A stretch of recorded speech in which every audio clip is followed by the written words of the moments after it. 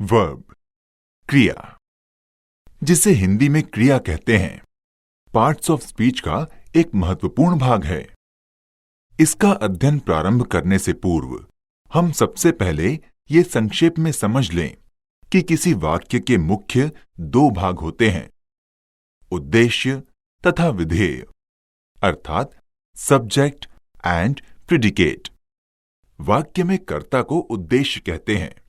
कर्ता अर्थात सब्जेक्ट के अतिरिक्त शेष सभी शब्दों के समूह को विधेय अर्थात प्रिडिकेट कहते हैं।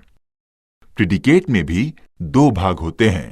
नंबर 1 कर्म यानी ऑब्जेक्ट तथा नंबर 2 क्रिया यानी वर्ब। इस प्रकार हम संक्षेप में कह सकते हैं कि एक आदर्श वाक्य में मुख्य 3 पक्ष होते हैं, कर्ता, कर्म तथा क्रिया, यानी सब्जेक्ट, ऑब्जेक्ट और वर्ब। अब हम प्रसंगानुरूप वर्ब के विषय में जानकारी प्राप्त करें। इस क्रम में सर्वप्रथम हम जानें कि वर्ब किसे कहते हैं। अतः साधारण रूप में हम कह सकते हैं कि जिस शब्द या शब्द समूह द्वारा किसी कार्य के करने या होने का बोध हो, उसे वर्ब अर्थात क्रिया कहते हैं। दूसरे शब्दों में हम कह सकते हैं कि वो शब्द जो वाक्य में अपने कर्ता के किसी कार्य, घटना या अवस्था को व्यक्त करे, वो क्रिया कहलाता है। A word that expresses an action, an event, or a state of its subject in the sentence is called verb. अब प्रश्न है कि क्रिया कितने प्रकार की होती है या क्रिया के कितने भेद होते हैं। संक्षिप्त उत्तर ये है कि क्रिया के अनेक आधार पर कई भेद किए जाते हैं, किंतु हम क्रिया के प्रकार या भेद जानने के पूर्व कुछ वाक्य देखें और उनमें क्रिया को पहचानें। जैसे Ram is eating the mango, अर्थात राम आम खा रहा है। राधा इज डांसिंग, अर्थात राधा नृत्य कर रही है। इसमें इज ईटिंग तथा इज डांसिंग से किसी न किसी कार्य के होने की सूचना मिलती है। अतः परिभाषा के अनुसार स्पष्ट है कि ये शब्द क्रिया यानी वर्ब के रूप में प्रयुक्त हुए हैं। कुछ और वाक्यों को देखें। श्याम हैज 4 बुक्स, अर्थात श्याम के पास 4 पुस्तकें हैं। आई हैव अ पेन, अर्थात मेरे पास एक पेन है। मनोहर इज हेल्दी, अर्थात मनोहर स्वस्थ है। इन वाक्यों में हैज, हैव तथा इज से कुछ होने का बोध होता है। हैज तथा हैव से अधिकार, स्वामित्व या संबंध का, अर्थात पोजेशन, ओनरशिप या रिलेशन का तथा इज से दशा या स्थिति, अर्थात कंडीशन या स्टेट का बोध होता है। अतः ये सभी शब्द अर्थात is eating, is dancing, has, have तथा इज ग्रामर की भाषा में वर्ब यानी क्रिया हैं। इस प्रकार हम कह सकते हैं कि अर्थ के आधार पर क्रियाएं यानी वर्ब 3 प्रकार की होती हैं, किंतु इन प्रकारों को समझने के पूर्व हम जान लें कि वर्ब को कई आधारों पर अनेक भागों में विभक्त किया जाता है। अतः सबसे पहले हम उन आधारों पर विभक्त क्रियाओं की एक समरी यानी सारांश जानें, फिर उनका एक एक करके अध्ययन करें। अतः क्रियाओं के वर्गीकरण के आधार पर उनके विभाजन इस प्रकार हैं। काइंड्स ऑफ वर्ब यानी क्रिया के भेद। नंबर 1 अर्थ के आधार पर क्रिया के भेद। Verbs on the basis of meaning. इस आधार पर क्रिया के 3 भाग किए जाते हैं। नंबर 1 वर्ब्स डिनोटिंग एक्शन, अर्थात कार्य व्यापार बोधक क्रियाएं। नंबर 2 वर्ब्स डिनोटिंग पोजीशन और रिलेशन, अर्थात अधिकार या संबंध बोधक क्रियाएं। नंबर 3 वर्ब्स डिनोटिंग स्टेट और कंडीशन, अर्थात अवस्था या दशा बोधक क्रियाएं। नंबर 2, प्रयोग के आधार पर क्रिया के भेद, verbs on the basis of usage. इस आधार पर क्रिया के दो भेद किए जाते हैं और वस्तुतः वही भेद या विभाजन सबसे अहम है। नंबर 1, मेन वर्ब्स अर्थात मुख्य क्रिया। नंबर 2, ऑक्सिलरी वर्ब्स अर्थात सहायक क्रिया। मेन वर्ब यानी मुख्य क्रिया के दो उपभाग होते हैं। पहला, ट्रांजिटिव वर्ब्स यानी सकर्मक क्रिया। दूसरा, इंट्रांजिटिव वर्ब्स यानी अकर्मक क्रिया। ऑक्सिलरी वर्ब्स के भी दो उपभाग किए जाते हैं, primary auxiliary verbs and model auxiliary verbs. Primary auxiliary verb के 3 उपभाग किए जाते हैं, बी, हैव और डू।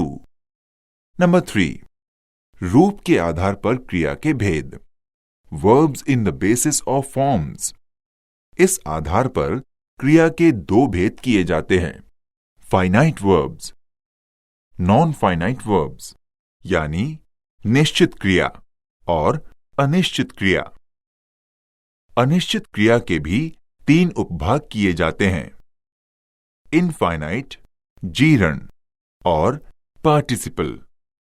पार्टिसिपल्स के भी 3 भाग किए जाते हैं, प्रेजेंट, पास्ट और परफेक्ट।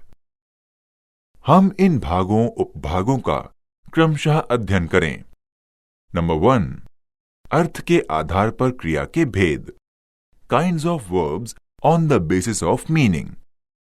जैसा कि ऊपर बताया गया है, इस आधार पर क्रिया के 3 भाग किए जाते हैं।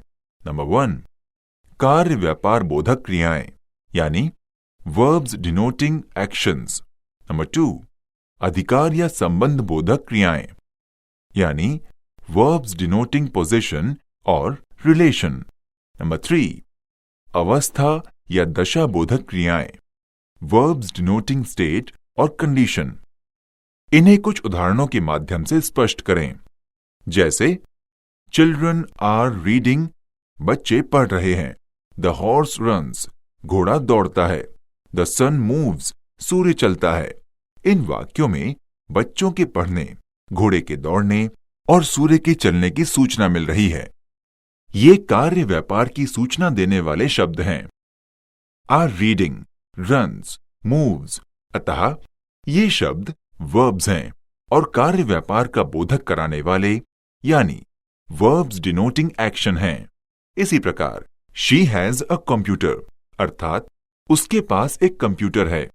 I have a sound knowledge of Hindi अर्थात मुझे हिंदी का अच्छा ज्ञान है। They have a beautiful doll, उनके पास एक बहुत सुंदर गुड़िया है। इन वाक्यों में हैज, हैव अधिकार या संबंध को प्रकट करने वाली क्रियाएं हैं अर्थात वर्ब्स डिनोटिंग पोजीशन हैं। इसी प्रकार आई एम रेडी, मैं तैयार हूं। The patient is out of danger अर्थात मरीज खतरे से बाहर है। दे वर एब्सेंट, वे अनुपस्थित थे। इन वाक्यों में एम, इज तथा वर से अवस्था, स्थिति या दशा का बोध हो रहा है।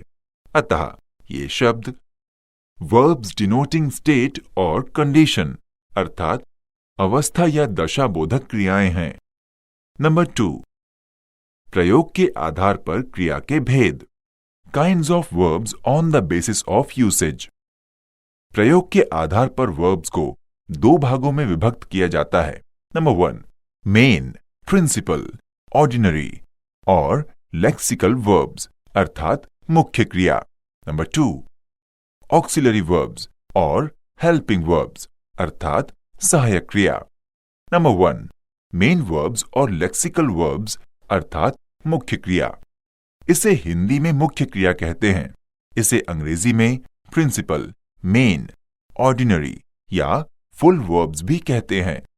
ये क्रिया वाक्य में मुख्य कार्य करती है, जैसे ही reads a poem, I am writing a letter. Do you speak English? Shyam's father may came today. इन वाक्यों में रीड्स, राइटिंग, केम तथा स्पीक शब्दों से कार्य के होने का बोध हो रहा है और पूरे वाक्य का अभिप्राय इन्हीं शब्दों पर निर्भर है। अतः ये मुख्य क्रियाएं या मेन वर्ब्स हैं। इन क्रियाओं का अर्थ पूर्ण एवं स्वतंत्र होता है। इनका प्रयोग V1, V2, V3, V4 एवं V5 रूपों में होता है। इसे ही फाइनाइट वर्ब अर्थात पूर्ण क्रिया या निश्चित क्रिया भी कहते हैं। ये भी ध्यान रखना है कि जब वाक्य में एक ही क्रिया हो तो वो मुख्य क्रिया ही होगी। अतः 24 में से कुछ सहायक क्रियाएं भी ऐसी हैं जिनका प्रयोग मुख्य क्रिया की तरह किया जाता है। जैसे हम कहें कि he is an honest person, तो यहां प्रयुक्त क्रिया इज यद्यपि मूलतः सहायक क्रिया है, किंतु यहां इसका प्रयोग मुख्य क्रिया यानी मेन वर्ब के रूप में हुआ है। इसी प्रकार यदि हम कहें कि ही हैज अ कार, तो यहां हैज मुख्य क्रिया है, क्योंकि इस वाक्य में भी क्रिया एक ही है। और जब क्रिया एक ही होगी तो स्वाभाविक है कि वही मुख्य कार्य करेगी। किंतु यदि हम कहें कि ही हैज गॉन, तो यहां क्रियाएं दो हैं जिनमें गॉन मुख्य अर्थ को व्यक्त कर रहा है, अतः मुख्य क्रिया है गॉन। यहां दूसरी क्रिया है हैज। स्वाभाविक है कि हैज सहायक क्रिया होगी, अतः स्पष्ट है कि प्रयोग के आधार पर क्रिया दो प्रकार की होती है। नंबर 1 मुख्य क्रिया मेन वर्ब्स तथा नंबर 2 सहायक क्रिया यानी ऑक्सिलरी वर्ब्स। यहां ध्यान रखना है कि मुख्य क्रिया अर्थात मेन वर्ब्स को एक अन्य दृष्टि से फाइनाइट वर्ब्स अर्थात निश्चित क्रिया भी कहते हैं। फ्रेजल वर्ब, कुछ वर्ब्स ऐसे हैं जिन्हें फ्रेजल वर्ब की संज्ञा दी गई है। इसे हिंदी में वाक्यांश क्रिया कहते हैं। इस प्रकार की क्रिया हमेशा अपने साथ किसी एक प्रीपोजिशन को रखती है। बिना किसी प्रीपोजिशन के इनका प्रयोग नहीं किया जाता है। ध्यान रखना है कि किसी वर्ब के साथ जो प्रीपोजिशन जुड़ा होता है वही प्रीपोजिशन हमेशा उस क्रिया के साथ प्रत्येक दशा में बना रहेगा। यदि हम उस प्रीपोजिशन में किसी प्रकार का परिवर्तन करते हैं तो वो वर्ब अपने वास्तविक अर्थ को त्याग कर नया अर्थ प्राप्त कर लेगा। जैसे गो का हिंदी अर्थ है जाना। यदि इसके साथ ऑन प्रीपोजिशन जोड़ते हैं तो ये गो ऑन वाक्यांश बनेगा। अतः गो वर्ब अब अपना मूल अर्थ छोड़कर ऑन प्रीपोजिशन के साथ नया अर्थ प्राप्त करता है। अब गो ऑन फ्रेजल वर्ब का अर्थ होगा जारी रखना। इसी प्रकार यदि गो के साथ ऑन के बजाय थ्रू जोड़ दें तो फ्रेजल वर्ब बनेगा गो थ्रू, जिसका अर्थ होगा पढ़ना या अध्ययन करना। एक और वर्ब लें जैसे लुक, इसका अर्थ है देखना, किंतु जब इसके साथ फॉर प्रीपोजिशन का प्रयोग करते हैं तो वर्ब बना लुक फॉर और इसका अर्थ हुआ खोजना या तलाश करना। फिर जब इसके साथ आफ्टर जोड़ते हैं तब शब्द बना लुक आफ्टर और इसका अर्थ हुआ देखभाल करना। इस प्रकार स्पष्ट है कि प्रीपोजिशन बदलने से फ्रेजल वर्ब का नया रूप बनेगा और इसका अर्थ भी बदल जाएगा। यहां यह ध्यान रखना है कि जब कोई फ्रेजल वर्ब वाक्य में प्रयुक्त होगा तो ये भी टेंस के अनुसार परिवर्तित होगा और ये परिवर्तन मूल क्रिया में होगा, ना कि प्रीपोजिशन में। अर्थात प्रीपोजिशन एज इट इज रहेंगे। जैसे गो ऑन फाइनाइट वर्ब का फर्स्ट फॉर्म है, इसका सेकंड फॉर्म होगा वेंट ऑन और थर्ड फॉर्म होगा गॉन ऑन। इसका वाक्य में प्रयोग इस प्रकार है, he has gone on his playing, अर्थात वो अपना खेलना जारी रखे हुए है। मुख्य क्रिया के भेद, काइंड्स और टाइप्स ऑफ मेन वर्ब्स। मोटे तौर पर मुख्य क्रिया के दो भेद किए जाते हैं। नंबर 1 ट्रांजिटिव वर्ब्स तथा number 2 intransitive verbs. Number 1 transitive verbs. Transitive verbs को हिंदी में सकर्मक क्रिया कहते हैं, जिसका अर्थ है कर्मयुक्त क्रिया, अर्थात जिस वर्ब के बाद कर्म अर्थात ऑब्जेक्ट का प्रयोग हुआ हो, उस वर्ब को ट्रांजिटिव वर्ब अर्थात सकर्मक क्रिया कहते हैं। इस क्रिया का अर्थ ट्रांजिटिव शब्द के हिंदी वर्जन सकर्मक में ही निहित है। सकर्मक में स उपसर्ग यानी प्रीफिक्स का अर्थ है सहित, अतः सकर्मक का तात्पर्य है कर्म के सहित। स्पष्ट है कि जिस वाक्य में क्रिया के बाद कर्म भी प्रयुक्त हो उस क्रिया को सकर्मक क्रिया यानी ट्रांजिटिव वर्ब्स कहते हैं। इस व्याख्या में ये अर्थ भी निहित है कि कुछ वाक्य ऐसे भी होते हैं जिनमें कर्म का प्रयोग होता ही नहीं है। अतः संक्षेप में स्पष्ट है कि जिस वाक्य में कर्म का प्रयोग होता है उस वाक्य की क्रिया को ही सकर्मक क्रिया कहते हैं। इस तथ्य को हम कुछ उदाहरणों से समझें, जैसे श्याम प्लेज, श्याम खेलता है। I eat, he sleeps, the horse runs, dogs bark. इन वाक्यों में plays, eat, sleeps, runs, bark आदि क्रियाओं का प्रयोग किया गया है, किंतु इनमें कोई ऑब्जेक्ट अर्थात कर्म नहीं है। अतः इन क्रियाओं को सकर्मक यानी ट्रांजिटिव वर्ब्स नहीं कहा जा सकता।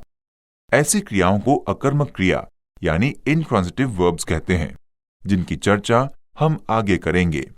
अब कुछ उदाहरणों को देखें और समझें, जैसे I like the winter season अर्थात मुझे शीत ऋतु का मौसम पसंद है। इस वाक्य में लाइक क्रिया के बाद विंटर सीजन का प्रयोग हुआ है जो कि कर्म है, अतः लाइक यहां ट्रांजिटिव वर्ब है। एक दूसरा वाक्य देखें, ही लाइक्स मैंगो यानी उसे आम पसंद है। इस वाक्य में मैंगो का प्रयोग कर्म के रूप में किया गया है, अतः इस वाक्य में लाइक्स एक सकर्मक क्रिया है। अब कुछ और उदाहरण सुनिए। Gita gave me a book, Gita ने मुझे एक पुस्तक दी। इस वाक्य में मी और बुक कर्म है, अर्थात इस वाक्य में दो कर्म प्रयुक्त हुए हैं जबकि गेव क्रिया है, अतः गेव सकर्मक क्रिया है। और इस वाक्य को transitive verbs with double objects कहा जा सकता है। एक अन्य उदाहरण सुनिए। I taught the students English, मैंने छात्रों को अंग्रेजी पढ़ाई। इस वाक्य में टॉट शब्द किए गए कार्य को व्यक्त कर रहा है, अर्थात मैंने पढ़ाया, पढ़ाने का कार्य किया, अतः ये क्रिया है। किसको पढ़ाया? तो उत्तर है छात्रों को, अतः स्टूडेंट शब्द यहां कर्म है। क्या पढ़ाया? उत्तर है अंग्रेजी यानी इंग्लिश, अतः इंग्लिश भी ऑब्जेक्ट यानी कर्म है। इस प्रकार पूर्व वाक्य की भांति ये वाक्य भी transitive verb with double objects है। अब कुछ और उदाहरण सुनिए, जैसे आई हैव अ बुक, मेरे पास एक किताब है। शी हैज अ डॉल, उसके पास एक गुड़िया है। इन दो वाक्यों में हैव और हैज यद्यपि मूलतः सहायक क्रियाएं हैं, किंतु चूंकि इन वाक्यों में और कोई क्रिया नहीं है, अतः हैव और हैज यहां मुख्य क्रिया यानी मेन वर्ब्स के रूप में प्रयुक्त हुए हैं। दो अन्य उदाहरण देखें। Number 1, Hari went to play अर्थात हरी खेलने गया। नंबर 2, दे एंजॉयड डांसिंग, उन लोगों ने नृत्य का लुत्फ लिया। इन वाक्यों में वेंट और प्ले तथा एंजॉयड और डांसिंग में यद्यपि सभी क्रियाएं हैं, किंतु वस्तुतः यहां वेंट और एंजॉयड ही क्रिया है। टू प्ले एवं डांसिंग शब्द यहां वर्बल नाउन यानी क्रियार्थक संज्ञा कहलाएंगे। ध्यान रखना है कि क्रियार्थक संज्ञाओं यानी वर्बल नाउन्स पर कर्ता के नंबर, टेंस और पर्सन का प्रभाव नहीं पड़ता है। चूंकि उपर्युक्त चर्चाएं हमने ट्रांजिटिव वर्ब्स के अंतर्गत की हैं, अतः एक बार फिर पुनरावृत्ति कर लें कि कर्म के साथ प्रयुक्त क्रिया को सकर्मक क्रिया यानी ट्रांजिटिव वर्ब्स कहते हैं।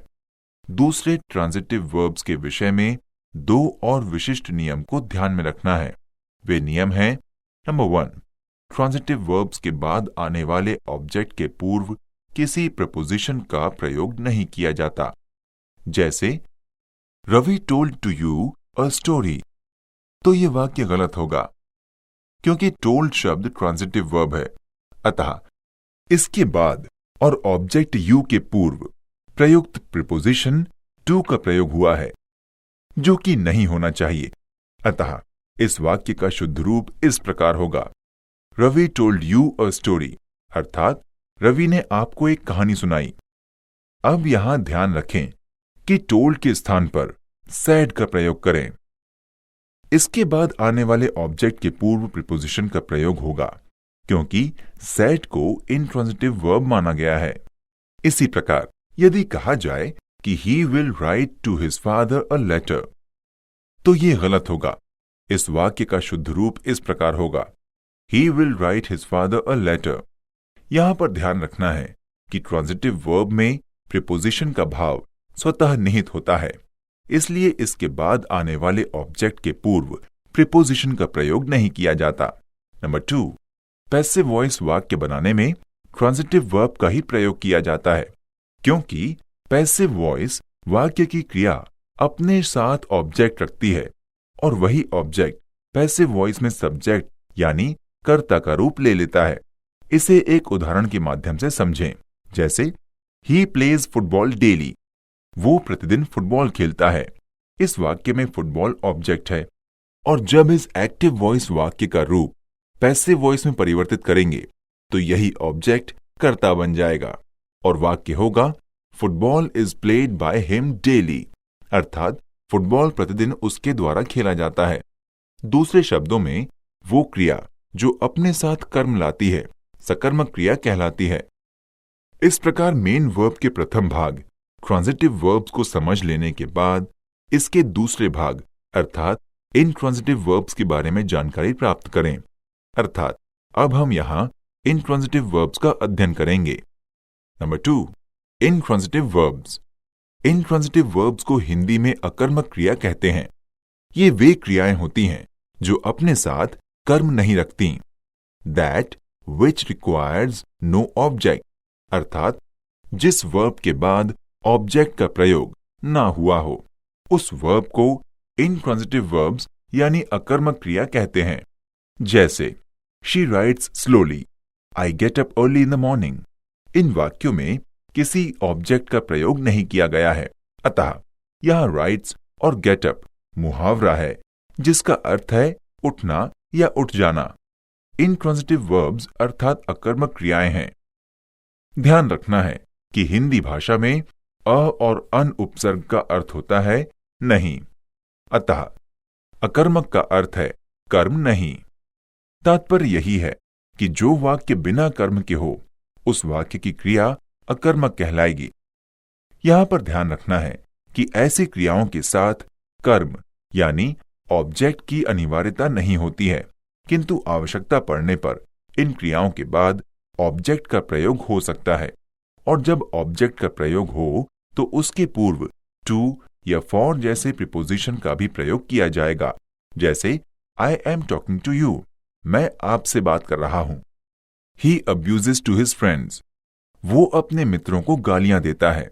अतः कहा जा सकता है कि गो, कम, से, talk, walk, sleep, weep, cry, love, abuse आदि इनट्रांजिटिव वर्ब्स हैं, जिसका अर्थ है कि इन क्रियाओं के लिए कर्म की अनिवार्यता नहीं होती, किंतु ध्यान रखना है कि इनके बाद कर्म का प्रयोग हो सकता है, लेकिन तब कर्म के पूर्व किसी न किसी प्रीपोजिशन का भी प्रयोग होगा और तब इनट्रांजिटिव होते हुए भी वर्ब ट्रांजिटिव बन जाएगी। पहचान के लिए हम मोटे तौर पर कह सकते हैं कि यदि क्रिया के बाद आए हुए ऑब्जेक्ट यानी कर्म के पूर्व किसी प्रीपोजिशन का प्रयोग ना हुआ हो तो उस वाक्य में प्रयुक्त क्रिया ट्रांजिटिव यानी सकर्मक होगी और प्रयुक्त ऑब्जेक्ट के पूर्व यदि किसी प्रीपोजिशन का प्रयोग हुआ हो तो क्रिया मूलतः इनट्रांजिटिव होगी। अब दोनों प्रकार की क्रियाओं के प्रयोग को वाक्य में देखें। सबसे पहले ट्रांजिटिव वर्ब्स के प्रयोग को देखेंगे। Number 1, she gave me an apple, उसने मुझको एक सेब दिया। Number 2, the teacher told us a story, शिक्षक ने हमें एक कहानी सुनाई। Number 3, she asked me its price, उसने मुझसे इसकी कीमत पूछी। Number 4, I promise him some money, मैंने उसे कुछ धन का आश्वासन दिया। Number 5, will you make me a cup of tea, क्या तुम मेरे लिए एक कप चाय बनाओगे। स्पष्ट है कि ऊपर बताए गए वाक्यों में gave, told, asked, promised, make transitive verbs हैं। नोट, यहां पर यह भी ध्यान रखना है कि कुछ ट्रांजिटिव वर्ब्स अर्थात सकर्मक क्रियाएं अपने साथ साथ ऑब्जेक्ट्स लेती हैं, जिनमें एक इनडायरेक्ट ऑब्जेक्ट तथा दूसरा डायरेक्ट ऑब्जेक्ट कहलाता है। वस्तु सूचक कर्म को डायरेक्ट ऑब्जेक्ट तथा व्यक्ति सूचक कर्म को इनडायरेक्ट ऑब्जेक्ट कहा जाता है। इनडायरेक्ट ऑब्जेक्ट का प्रयोग पहले होता है और डायरेक्ट ऑब्जेक्ट का प्रयोग बाद में होता है। ऊपर के 5 उदाहरणों में मी, अस, हिम इनडायरेक्ट ऑब्जेक्ट हैं, क्योंकि ये सभी व्यक्ति सूचक हैं और इनका प्रयोग डायरेक्ट ऑब्जेक्ट जो कि वस्तु सूचक होते हैं के पहले किया गया है। इन उदाहरणों में डायरेक्ट ऑब्जेक्ट्स हैं apple, prize, money, story, tea और इनका प्रयोग इनडायरेक्ट ऑब्जेक्ट के बाद किया गया है। अब हम अकर्मक क्रिया के प्रयोग को देखें। निम्न वाक्यों में प्रयुक्त क्रिया इनट्रांजिटिव कहलाएगी क्योंकि इनके बाद किसी कर्म अर्थात ऑब्जेक्ट का प्रयोग नहीं हुआ है। जैसे the old man died, she smiled, he went home, the moon shines, he swam a mile. इन वाक्यों में प्रयुक्त क्रियाएं डाइड, स्माइल्ड, शाइन्स आदि बिना किसी ऑब्जेक्ट के अपना अर्थ स्पष्ट कर रही हैं, अतः ये इनट्रांजिटिव वर्ब्स हैं। इनट्रांजिटिव वर्ब्स के कुछ और उदाहरण देखें, जैसे He laughed at me. Shyam looked into the matter. No one relies on my words. I carried out his orders. इन वाक्यों में यद्यपि laugh, look, rely, carry intransitive verbs हैं, किंतु इनके साथ उक्त प्रीपोजिशंस जुड़ जाने से ये फ्रेजल वर्ब्स बन गए हैं और इनमें look into का अर्थ होता है जांच करना, laugh at का अर्थ होता है मजाक उड़ाना या बनाना, रिलाई ऑन का अर्थ होता है भरोसा करना तथा कैरी आउट का अर्थ होता है पूरा करना या संपन्न करना। अतः यहां ये इनट्रांजिटिव वर्ब्स ट्रांजिटिव वर्ब्स के रूप में परिवर्तित हो गए हैं। नोट: ध्यान रखना है कि वर्ब के प्रति व्हाट या whom लगाकर प्रश्न करने पर जो उत्तर प्राप्त होगा वो ऑब्जेक्ट और क्रिया ट्रांजिटिव होगी। नंबर 2, ऑक्सिलरी वर्ब्स सहायक क्रिया। ऑक्सिलरी वर्ब्स, जिसे हेल्पिंग वर्ब भी कहा जाता है, को हिंदी में सहायक क्रिया कहते हैं। इन्हें अपूर्ण क्रिया के नाम से भी जाना जाता है, अर्थात ये पूर्ण अर्थ या भाव नहीं प्रकट करती हैं, बल्कि पूर्ण अर्थ या भाव प्रकट करने वाली क्रिया की सहायता करती हैं। इसलिए ये सहायक क्रिया कहलाती हैं। इसे और स्पष्ट रूप से समझने के लिए हम कह सकते हैं कि जब किसी वाक्य में एक से अधिक क्रियाएं होती हैं तो उनमें एक मुख्य क्रिया यानी मेन वर्ब तथा अन्य सहायक क्रियाएं यानी ऑक्सिलरी वर्ब या हेल्पिंग वर्ब्स कहलाती हैं। जैसे she is reading a book, वो एक किताब पढ़ रही है। इस वाक्य में कार्य है पढ़ना और इस कार्य को व्यक्त करने के लिए प्रयुक्त शब्द है रीडिंग, अतः रीडिंग यहां मुख्य क्रिया है। चूंकि ये वाक्य कंटिन्यूअस टेंस में है और इस टेंस का निर्माण सहायक क्रिया के बिना नहीं होता है, अतः इस वाक्य में रीडिंग के पूर्व प्रयुक्त शब्द इज सहायक क्रिया है। एक दूसरा उदाहरण सुनते हैं, जैसे I have done my work, अर्थात मैंने अपना कार्य कर लिया है। इस वाक्य में कार्य कर लेने का बोध कराने वाला शब्द है डन, अतः ये मुख्य क्रिया है यानी मेन वर्ब है और सहायता के लिए प्रयुक्त शब्द हैव सहायक क्रिया है। इसी प्रकार यदि हम कहें कि ही विल कम टुमारो, तो इस वाक्य में कम मुख्य क्रिया है तथा विल सहायक क्रिया है। काइंड्स ऑफ ऑक्सिलरी वर्ब्स और क्लासिफिकेशन ऑफ ऑक्सिलरी वर्ब्स, अर्थात सहायक क्रिया के भेद या प्रकार।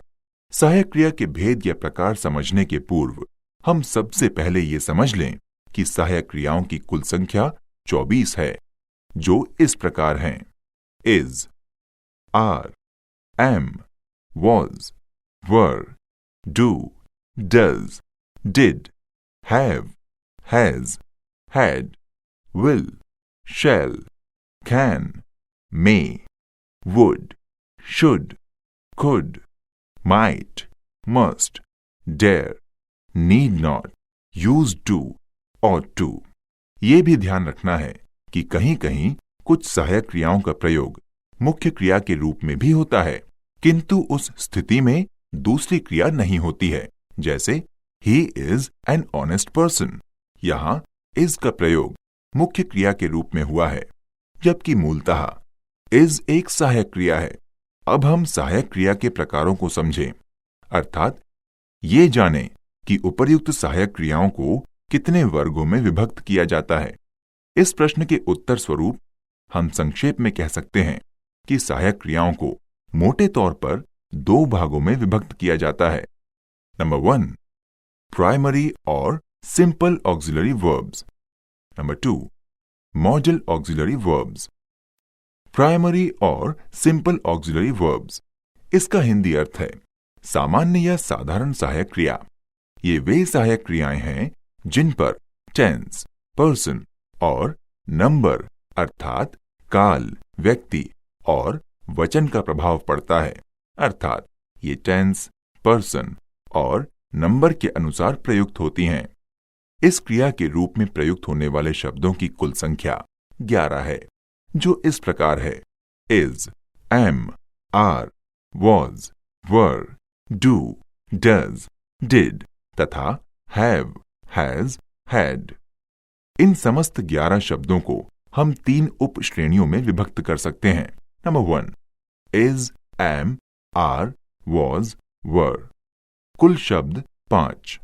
नंबर 2, डू, डज, डिड, कुल शब्द 3 तथा नंबर 3, हैव, हैज, हैड, कुल शब्द 3। इनमें प्रथम श्रेणी के 5 शब्दों का प्रयोग प्रेजेंट और पास्ट टेंस के कंटिन्यूअस टेंस में सहायक क्रिया के रूप में किया जाता है। द्वितीय श्रेणी के 3 शब्दों का प्रयोग सामान्यतया प्रश्नवाचक वाक्यों में तथा तृतीय श्रेणी के 3 शब्दों का प्रयोग परफेक्ट टेंस में आवश्यकतानुसार किया जाता है। इसी आधार पर सिंपल ऑक्सिलरी वर्ब्स को 3 भागों में विभक्त किया जाता है। Number 1, verb B. Number 2, verb have. Number 3, verb do. Number 1, verb B. इसके अंतर्गत उन सहायक क्रियाओं को रखा जाता है जिनका प्रयोग कंटिन्यूअस टेंस में किया जाता है। ऐसे शब्दों की संख्या 5 है। वे हैं इज, एम, आर तथा वॉज, वर। इनमें प्रथम 3 का प्रयोग प्रेजेंट कंटिन्यूअस टेंस में तथा शेष 2 का प्रयोग पास्ट कंटिन्यूअस टेंस में किया जाता है। किंतु यहां ध्यान रखना है कि ये शब्द सहायक क्रिया का कार्य तभी करेंगे जब वाक्य में मुख्य क्रिया का प्रयोग हुआ हो। यदि वाक्य में मुख्य क्रिया नहीं है या यूं कहें कि वाक्य में एक ही क्रिया है, तो उस स्थिति में यही शब्द मुख्य क्रिया का कार्य करेंगे। इसे हम कुछ उदाहरणों के माध्यम से समझें।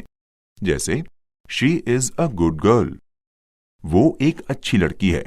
इस वाक्य में क्रिया एक ही है और वो है इज, अतः इज यहां मुख्य क्रिया है।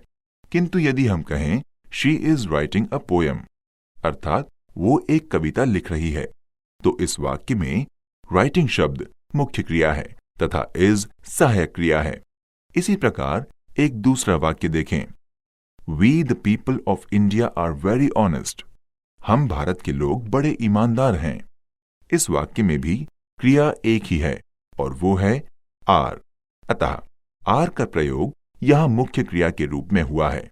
किंतु यदि हम कहें कि we the people of India are doing our job, अर्थात हम भारत के लोग अपना कार्य कर रहे हैं, तो इस वाक्य में 2 क्रियाओं का प्रयोग किया गया है, जिसमें डूइंग शब्द मुख्य क्रिया है और आर शब्द सहायक क्रिया है।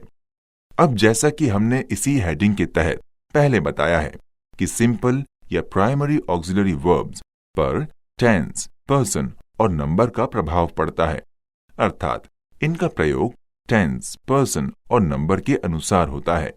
तो अब हम इज, एम, आर, वॉज और वर, जिन्हें वर्ब बी के रूप में वर्गीकृत किया जाता है, के समुचित प्रयोग के विषय में कुछ विस्तार से जानकारी प्राप्त करें। सबसे पहले हम एक बार फिर ये जान लें कि इन उपर्युक्त शब्दों में इज, एम और आर का प्रयोग प्रेजेंट कंटिन्यूअस टेंस में तथा वॉज और वर का प्रयोग पास्ट कंटिन्यूअस टेंस में सहायक क्रिया के रूप में होता है। इस प्रकार टेंस के संदर्भ में इनके प्रयोग की तस्वीर साफ है। अब प्रश्न है पर्सन और नंबर का, अर्थात किस पर्सन और किस नंबर के साथ कौन सी सहायक क्रिया का प्रयोग होता है। अतः इस संदर्भ में हम जाने कि फर्स्ट पर्सन अर्थात आई और वी के साथ एम, आर, वॉज तथा वर का प्रयोग होगा। सेकंड पर्सन अर्थात यू के साथ आर और वर का प्रयोग होगा तथा थर्ड पर्सन यानी ही, शी, इट और दे के साथ इज, आर, वॉज और वर का प्रयोग होगा। इसके विस्तृत अध्ययन के लिए हमें टेंस और ट्रांसलेशन की फाइल में जाना होगा। उस फाइल में प्रत्येक ऑक्सिलरी वर्ब का टेंस, पर्सन और नंबर्स के अनुसार प्रयोग को विधिवत समझाया गया है। अब हम आगे समझें। Number 2, verb have. Verb have सहायक क्रिया में हैव, हैज तथा हैड ये 3 वर्ब्स आते हैं। इस प्रकार की सहायक क्रिया सदैव अपने साथ किसी फाइनाइट वर्ब अर्थात पूर्ण क्रिया की थर्ड फॉर्म को रखती है और वो वाक्य परफेक्ट टेंस में होता है। यहां ये बात ध्यान रखनी है कि हैव और हैज का प्रयोग प्रेजेंट टेंस में तथा हैड का प्रयोग पास्ट टेंस में किया जाता है। जैसे हरी हैज लर्न्ड हिज लेसन अर्थात हरी ने अपना पाठ याद कर लिया है। ये वाक्य परफेक्ट टेंस में है। हरी एक सिंगुलर नंबर करता है जिसके साथ हैज सिंगुलर नंबर की सहायक क्रिया का प्रयोग किया गया है। इसी प्रकार Ravi had bought a book अर्थात रवि ने एक पुस्तक खरीद ली थी। ये पास्ट परफेक्ट टेंस का वाक्य है। यहां हैड सहायक क्रिया का किसी कर्ता के नंबर अर्थात वचन से कोई मतलब नहीं होता है। अब हम वर्ब हैव के फाइनाइट वर्ब के रूप में प्रयुक्त होने के बारे में जानें। इस परिप्रेक्ष्य में हम ध्यान रखें कि जब किसी वर्ब को फाइनाइट वर्ब अर्थात पूर्ण क्रिया बोला जाए तो वो तब सहायक क्रिया नहीं रह जाती, तब वो पूर्ण क्रिया की तरह ही कार्य करती है। अर्थात वर्ब हैव को जब हम पूर्ण क्रिया के रूप में यूज करेंगे तो ये स्वयं में ही अपना पूर्ण भाव प्रकट करेगी, तब इन्हें किसी सहायक क्रिया की आवश्यकता नहीं होती। वर्ब हैव पूर्ण क्रिया के रूप में हमेशा पोजीशन अर्थात अधिकार के भाव को प्रकट करती है। जैसे she has a pet dog अर्थात उसके पास एक पालतू कुत्ता है। इस वाक्य में शी का अधिकार कुत्ते पर है जिसकी पुष्टि हैज वर्ब कर रहा है। इसी प्रकार we have a lot of toys अर्थात हमारे पास बहुत अधिक खिलौने हैं। अब यहां ये ध्यान रखें, जब कोई वर्ब हैव फाइनाइट वर्ब अर्थात पूर्ण क्रिया के रूप में यूज की जाती है तो उन्हें भी किसी फाइनाइट वर्ब की भांति 3 रूप प्राप्त करना होता है। नंबर 1, वर्ब हैव की फर्स्ट फॉर्म। इसकी फर्स्ट फॉर्म हैव है जो सदैव प्लूरल नंबर में होती है। इसका सिंगुलर नंबर हैज है। इनका प्रयोग सदैव प्रेजेंट टेंस में किया जाता है। जैसे रमन हैज 5 रुपीज अर्थात रमन के पास 5 रुपए हैं। इसी प्रकार the children have 2 pairs of shoes अर्थात बच्चों के पास 2 जोड़ी जूते हैं।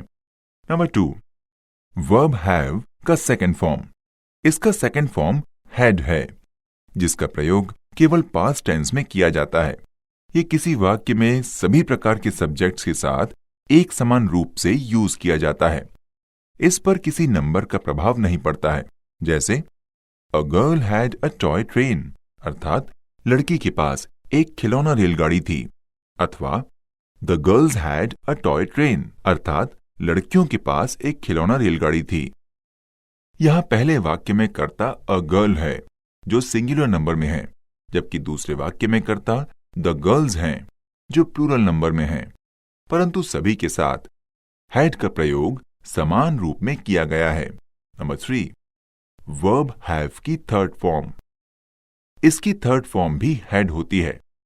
ये किसी परफेक्ट टेंस में यूज की जाती है, अर्थात क्रिया का थर्ड फॉर्म प्रायः किसी वाक्य के परफेक्ट टेंस में यूज की जाती है जो एक सहायक क्रिया वर्ब हैव को अपने साथ रखती है। यहां हम याद रखें कि एक वर्ब हैव सहायक क्रिया है तो एक वर्ब हैव मुख्य क्रिया या पूर्ण क्रिया। जहां जहां वर्ब हैव सहायक क्रिया है वहां वो अपने साथ किसी पूर्ण क्रिया को थर्ड फॉर्म में रखती है, परंतु जब वर्ब हैव स्वयं ही पूर्ण क्रिया है तो इसे किसी अन्य वर्ब की आवश्यकता नहीं होती है। जैसे Rajiv has brought a new toy, अर्थात राजीव एक नया खिलौना लाया है। यहां इस वाक्य में हैज सहायक क्रिया है जो अपने साथ ब्रिंग क्रिया का थर्ड फॉर्म ब्रॉट रखे हुए है। इसी प्रकार Rajiv has a new toy, अर्थात राजीव के पास एक नया खिलौना है। यहां इस वाक्य में हैज पूर्ण क्रिया के रूप में है जो अधिकार के सेंस को बता रही है। Number 3, verb do. ये सहायक क्रिया अपने साथ डू, डज, डिड को रखती है। जहां डू और डज का प्रयोग प्रेजेंट टेंस में, वहीं डिड का प्रयोग पास्ट टेंस में किया जाता है। ये सहायक क्रियाएं प्रायः नेगेटिव और इंटरोगेटिव सेंटेंस बनाने में यूज की जाती हैं। इन्हें किसी अफर्मेटिव सेंटेंस में यूज नहीं करते हैं। ध्यान रखें कि जब डू, डज अथवा डिड का प्रयोग किसी नेगेटिव सेंटेंस में किया जाता है तो ये अपने साथ नकारात्मक शब्द नॉट को ही रखती हैं। नेवर का प्रयोग कभी नहीं होता है। जैसे Ravi does not go home, अर्थात रवि घर नहीं जाता है। अब हम इसी वाक्य को ऐसे कहें, Ravi does never go home, अर्थात रवि घर कभी नहीं जाता है, तो वाक्य पूर्णतः गलत होगा क्योंकि वर्ब डू सहायक क्रिया अपने साथ नेवर को नहीं रखती है। इसी प्रकार Dinesh did not work hard, अर्थात दिनेश कठिन मेहनत नहीं करता था। नोट, यहां यह ध्यान रखें कि कोई भी वर्ब डू अर्थात डू, डज, डिड अपने साथ किसी फाइनाइट वर्ब अर्थात पूर्ण क्रिया को सदैव फर्स्ट फॉर्म में ही रखती है। जब वर्ब डू सहायक क्रिया का प्रयोग किसी इंटरोगेटिव सेंटेंस में किया जाता है तो वर्ब डू किसी प्रश्नवाचक शब्द के साथ सहायक क्रिया के रूप में यूज की जाती है। जैसे व्हाट डज ही रीड, अर्थात वो क्या पढ़ता है। इस वाक्य में व्हाट प्रश्नवाचक शब्द के साथ डज एक सहायक क्रिया के रूप में है। इसी प्रकार कोई प्रश्नवाचक वाक्य जब सहायक क्रिया से ही बना हो तो वहां कोई दूसरी सहायक क्रिया नहीं यूज की जाती है, अर्थात वो सहायक क्रिया स्वयं ही प्रश्नवाचक शब्द और सहायक क्रिया बनती है। अतः वर्ब डू इस प्रकार से जब यूज की जाएगी तो ये भी अन्य सहायक क्रियाओं की तरह ही कार्य करेगी। जैसे डज ही रीड, अर्थात क्या वो पढ़ता है। इस वाक्य में डज प्रश्नवाचक शब्द और सहायक क्रिया दोनों ही रूप में है। अब कुछ और उदाहरण सुनें। Why do the students not learn their lesson, अर्थात विद्यार्थी अपना पाठ क्यों नहीं याद करते हैं। अथवा Why do the children not go to play, बच्चे खेलने क्यों नहीं जाते हैं। यहां इन वाक्यों में सहायक क्रिया अपने प्रश्नवाचक शब्दों के साथ है और इनके नकारात्मक शब्द मुख्य क्रिया के पहले हैं। अतः किसी सहायक क्रिया का नॉट अथवा नेवर पर कोई प्रभाव नहीं पड़ेगा। वर्ब डू एक पूर्ण क्रिया अर्थात फाइनाइट वर्ब के रूप में। यहां हम सर्वप्रथम ध्यान दें कि वर्ब डू एक सहायक क्रिया है तो एक पूर्ण क्रिया भी है। अतः ये भी किसी पूर्ण क्रिया की तरह अपना तीनों रूप प्राप्त करती है। नंबर 1, वर्ब डू की फर्स्ट फॉर्म। इसकी फर्स्ट फॉर्म डू है जो सदैव प्लूरल नंबर में होती है। इसका सिंगुलर नंबर डज है। इसे सदैव प्रेजेंट टेंस में यूज किया जाता है। जैसे I do not do my work, अर्थात मैं अपना कार्य नहीं करता हूं। इस वाक्य में डू नॉट सहायक क्रिया है जबकि नॉट के बाद आने वाला डू पूर्ण क्रिया है। इसी प्रकार व्हाट डू यू डू, अर्थात तुम क्या करते हो। यहां भी प्रश्नवाचक शब्द व्हाट के बाद डू एक सहायक क्रिया है जबकि सब्जेक्ट यू के बाद डू एक पूर्ण क्रिया है। नंबर 2, वर्ब डू की सेकंड फॉर्म। इसकी सेकंड फॉर्म डिड है जो सभी पर्सन और नंबर के सब्जेक्ट के साथ समान रूप में यूज होता है। इसे केवल पास्ट टेंस में यूज किया जाता है। जैसे आई डिड इट, अर्थात मैंने ये किया था। नंबर 3, वर्ब डू की थर्ड फॉर्म। इसका थर्ड फॉर्म डन है जो किसी परफेक्ट टेंस में यूज किया जाता है। इसके साथ हैव, हैज या हैड सहायक क्रिया यूज की जाती है। जैसे I had done my work, अर्थात मैंने अपना कार्य कर लिया था। Number 2, model auxiliary verb. इसे हिंदी में विशेष सहायक क्रिया कहते हैं जो अपना विशेष भाव रखती है और उसी अनुरूप इन्हें वाक्य में प्रयोग किया जाता है। ये सहायक क्रियाएं सदैव अपने साथ किसी फाइनाइट वर्ब अर्थात पूर्ण क्रिया को फर्स्ट फॉर्म में रखती हैं। इन पर टेंस और सेंस दोनों का प्रभाव होता है, परंतु सेंस अर्थात भाव सर्वाधिक प्रभावी होता है। ये वर्ब अर्थात क्रिया संख्या में 13 हैं, जो इस प्रकार हैं: will, shall, would, should, may, might, can, could, need not, use to, dare, must, ought to। इनके यूसेज इस प्रकार हैं: use of will and shall अर्थात विल और शैल का प्रयोग। सहायक क्रिया विल और शैल का प्रयोग मॉडल ऑक्सिलरी वर्ब के रूप में फ्यूचर टेंस बनाने के लिए किया जाता है, अर्थात ये सहायक क्रियाएं सदैव भविष्य में होने वाले कार्यों की सूचना देती हैं। जैसे शी विल रीड इंग्लिश अर्थात वो अंग्रेजी पढ़ेगी। यहां ध्यान रखें कि शैल का प्रयोग आई और वी प्रोनाउन के साथ तथा विल का प्रयोग शेष अन्य सभी प्रोनाउन और नाउन के साथ किया जाएगा। जैसे आई शैल टीच यू अर्थात मैं तुम्हें पढ़ाऊंगा। इसी प्रकार the students will complete their work today अर्थात विद्यार्थी आज अपना कार्य पूरा करेंगे। नोट: यहां ये ध्यान रखें कि इन सहायक क्रियाओं पर किसी कर्ता अर्थात सब्जेक्ट के नंबर अर्थात वचन का कोई प्रभाव नहीं पड़ता। अब ध्यान दें, यदि वाक्य के सेंस अर्थात भाव में डिटर्मिनेशन यानी दृढ़ता, प्रॉमिस यानी वचनबद्धता या थ्रेट यानी धमकी आदि से संबंधित भाव प्रकट होते हैं, तो वहां वाक्य में किसी अन्य इंग्लिश शब्दों को रखने के स्थान पर इन सहायक क्रियाओं में ही परिवर्तन किया जाता है, अर्थात प्रोनाउन आई और वी के साथ शैल के स्थान पर विल का और शेष अन्य के साथ अर्थात यू, ही, शी, इट, दे और सभी नाउन के साथ विल के स्थान पर शैल का प्रयोग किया जाता है। जैसे आई विल किल यू अर्थात मैं तुम्हें अवश्य मार दूंगा, या I will finish my work अर्थात मैं अपना कार्य अवश्य पूरा करूंगा। इन दोनों वाक्यों में प्रथम वाक्य में थ्रेट अर्थात धमकी और दूसरे वाक्य में डिटर्मिनेशन अर्थात दृढ़ता का सेंस यानी भाव प्रकट हो रहा है। यहां विल और शैल के अतिरिक्त प्रयोगों को भी जानें। नंबर 1, विल का प्रयोग निवेदन अथवा प्रस्ताव का भाव प्रकट करने में किया जाता है। जैसे will you dance with me अर्थात क्या तुम मेरे साथ डांस करोगी, अथवा will you land me 500 rupees अर्थात क्या आप मुझे 500 रुपए उधार दोगे। नंबर 2, आदत के भाव को बताने में भी विल का प्रयोग किया जाता है। जैसे he will talk about nothing but films अर्थात वो फिल्म के सिवाय किसी भी चीज पर बात नहीं करेगा, अथवा she will sit hours listening music अर्थात वो घंटों संगीत सुनते हुए बैठी रहेगी। नंबर 3, शैल का प्रयोग दूसरों की इच्छाओं को जानने में भी किया जाता है। इसका बोध प्रश्न करके किया जाता है। जैसे शैल आई ओपन द डोर अर्थात क्या मैं दरवाजा खोलूंगा, अथवा which book shell I bye अर्थात मैं कौन सी पुस्तक खरीदूंगा। यूज ऑफ वुड अर्थात वुड का प्रयोग। वुड सहायक क्रिया विल का पास्ट रूप है, जो प्रायः किसी इनडायरेक्ट स्पीच में विल के स्थान पर यूज किया जाता है। जैसे they said that they would help us अर्थात उन्होंने कहा कि वे हमारी मदद करेंगे। Deepak said that he would play अर्थात दीपक ने कहा कि वो खेलेगा। परंतु इनके अतिरिक्त भी वुड एक स्वतंत्र ऑक्सिलरी वर्ब अर्थात सहायक क्रिया होती है, जो स्वयं का सेंस अर्थात भाव रखती है।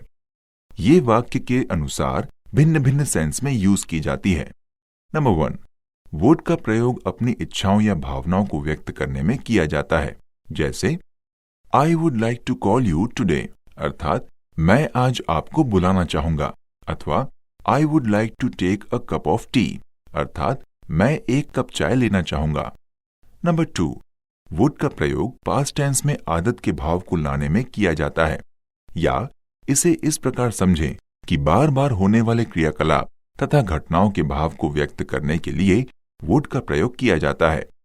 इनमें ये यूज टू के समकक्ष सेंस देता है। जैसे number 1, I would take a cup of tea in early morning अर्थात मैं सुबह सुबह एक कप चाय लिया करता था। Number 2, the beggar would came every day for food अर्थात भिखारी प्रतिदिन भोजन के लिए आया करता था। Number 3, every day I would go to play tennis, अर्थात मैं प्रतिदिन टेनिस खेलने जाया करता था। अथवा number 4, she would go to walk daily, अर्थात वो प्रतिदिन टहलने जाया करती थी। यहां ये ध्यान रखें कि कोई आदत का भाव देने वाला वाक्य सदैव अफर्मेटिव सेंटेंस अर्थात सकारात्मक वाक्य के रूप में होता है। इनमें नेगेटिव या इंटरोगेटिव नहीं बनाए जाते हैं। नंबर 3, वुड का प्रयोग प्रेजेंट टेंस में विनम्र निवेदन के भाव को लाने के लिए भी किया जाता है, जैसे would I take your pen please, क्या मैं कृपया आपकी कलम ले सकता हूं। नोट, ध्यान दें कि जब वुड का प्रयोग प्रेजेंट टेंस में किया जाता है तो वो अपना हिंदी अर्थ सकता है, सकती है अथवा सकते हैं के रूप में प्रकट करता है। यूज ऑफ शुड अर्थात शुड का प्रयोग। शुड शैल का पास्ट फॉर्म है जो किसी इनडायरेक्ट स्पीच में यूज किया जाता है, जैसे I expected that I should get a first class, अर्थात मैं उम्मीद करता था कि मुझे प्रथम श्रेणी पाना चाहिए। हम ध्यान दें कि किसी इनडायरेक्ट स्पीच के अलावा कहीं भी शुड शैल के पास्ट रूप में नहीं प्रयोग किया जाता है।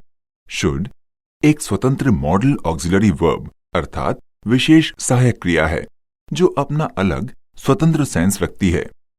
यहां यह भी ध्यान रखें कि शुड का हिंदी अर्थ चाहिए होता है जो सदैव प्रेजेंट टेंस में यूज किया जाता है। शुड से कर्तव्य बोध कराया जाता है अर्थात कर्तव्य का पालन करने हेतु किसी बात को बताने के लिए शुड का प्रयोग किया जाता है, जैसे we should serve our country, अर्थात हम सबको अपने देश की सेवा करनी चाहिए।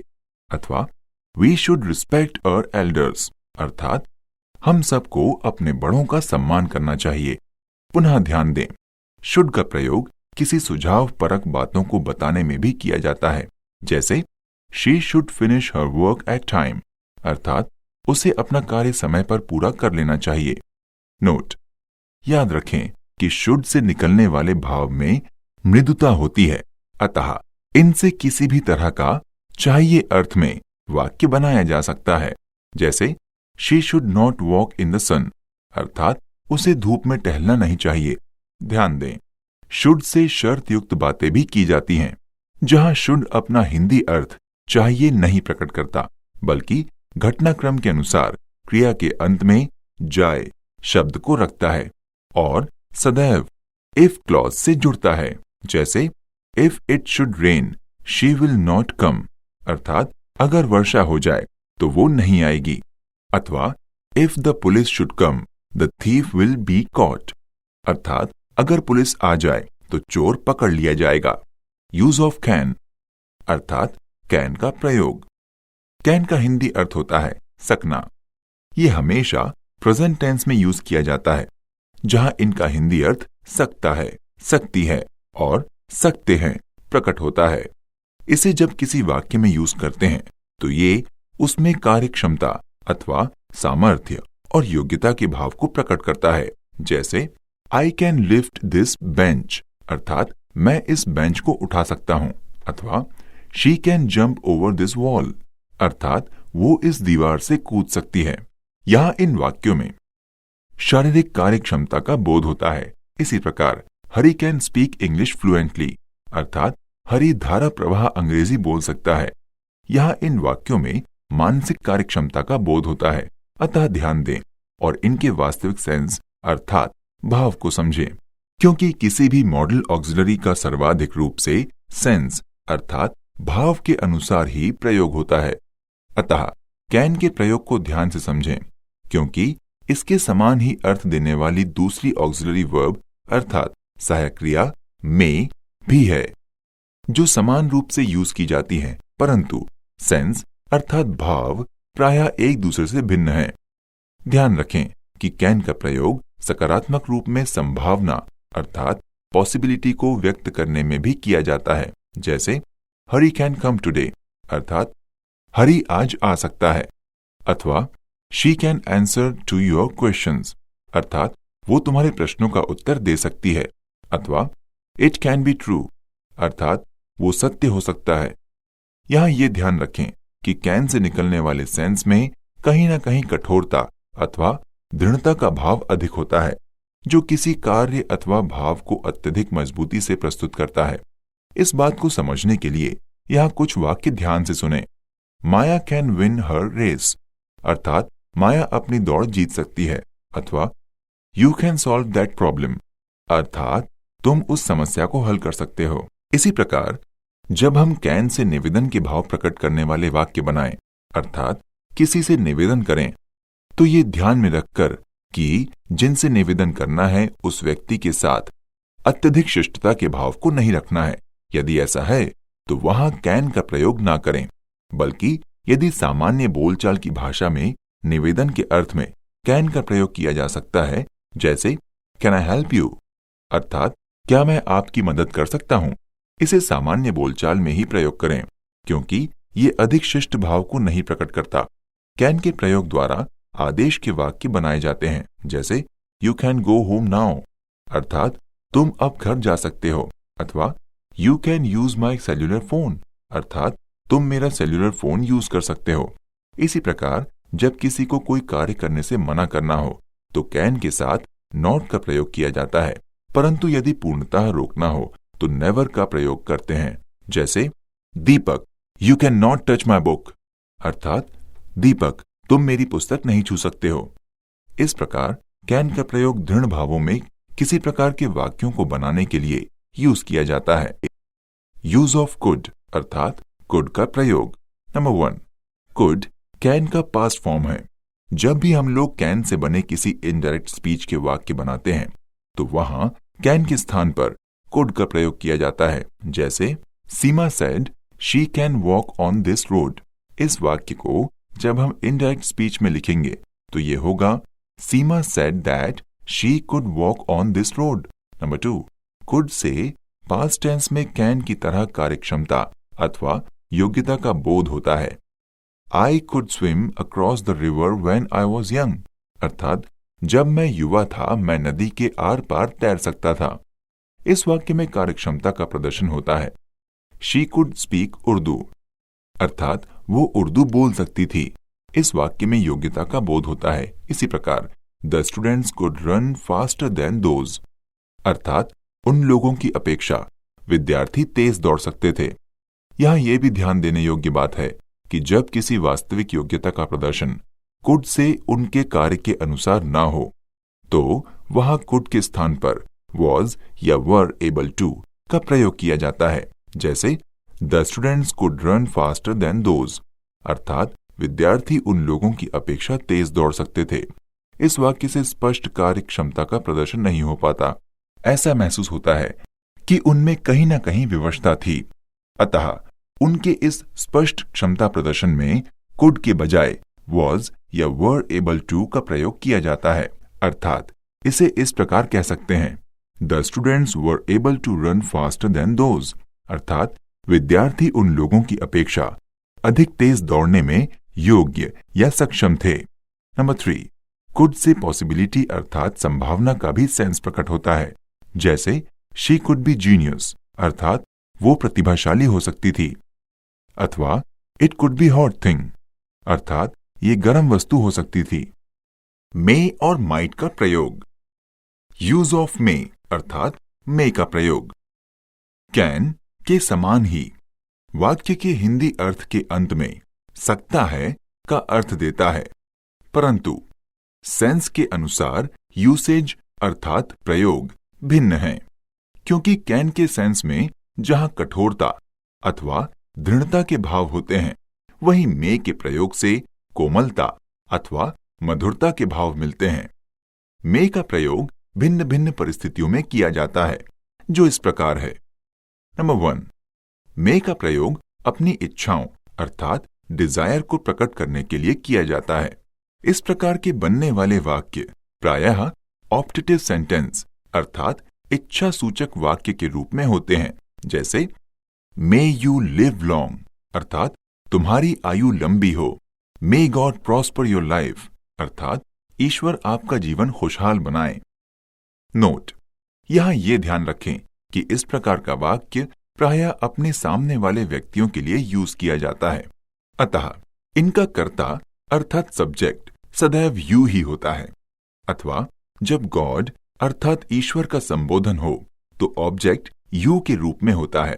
नंबर 2, मे का प्रयोग किसी से निवेदन या प्रार्थना करने अथवा अनुमति लेने के लिए भी किया जाता है, जो कैन की अपेक्षा अधिक विनम्र भाव देता है। जैसे मे आई गो होम सर, अर्थात क्या मैं घर जा सकता हूं महोदय। मे आई यूज योर बाइक प्लीज, अर्थात क्या मैं आपकी बाइक का उपयोग कर सकता हूं महोदय। नंबर 3, मे का प्रयोग विनम्र आदेश में भी किया जाता है। जैसे यू मे हेल्प मी, अर्थात आप मेरी मदद कर सकते हैं। You may use my bike, अर्थात तुम मेरी बाइक का उपयोग कर सकते हो। नंबर 4, मे का यूज अर्थात उपयोग संभावना प्रकट करने में भी किया जाता है, जो कैन की अपेक्षा अधिक उपयुक्त होता है।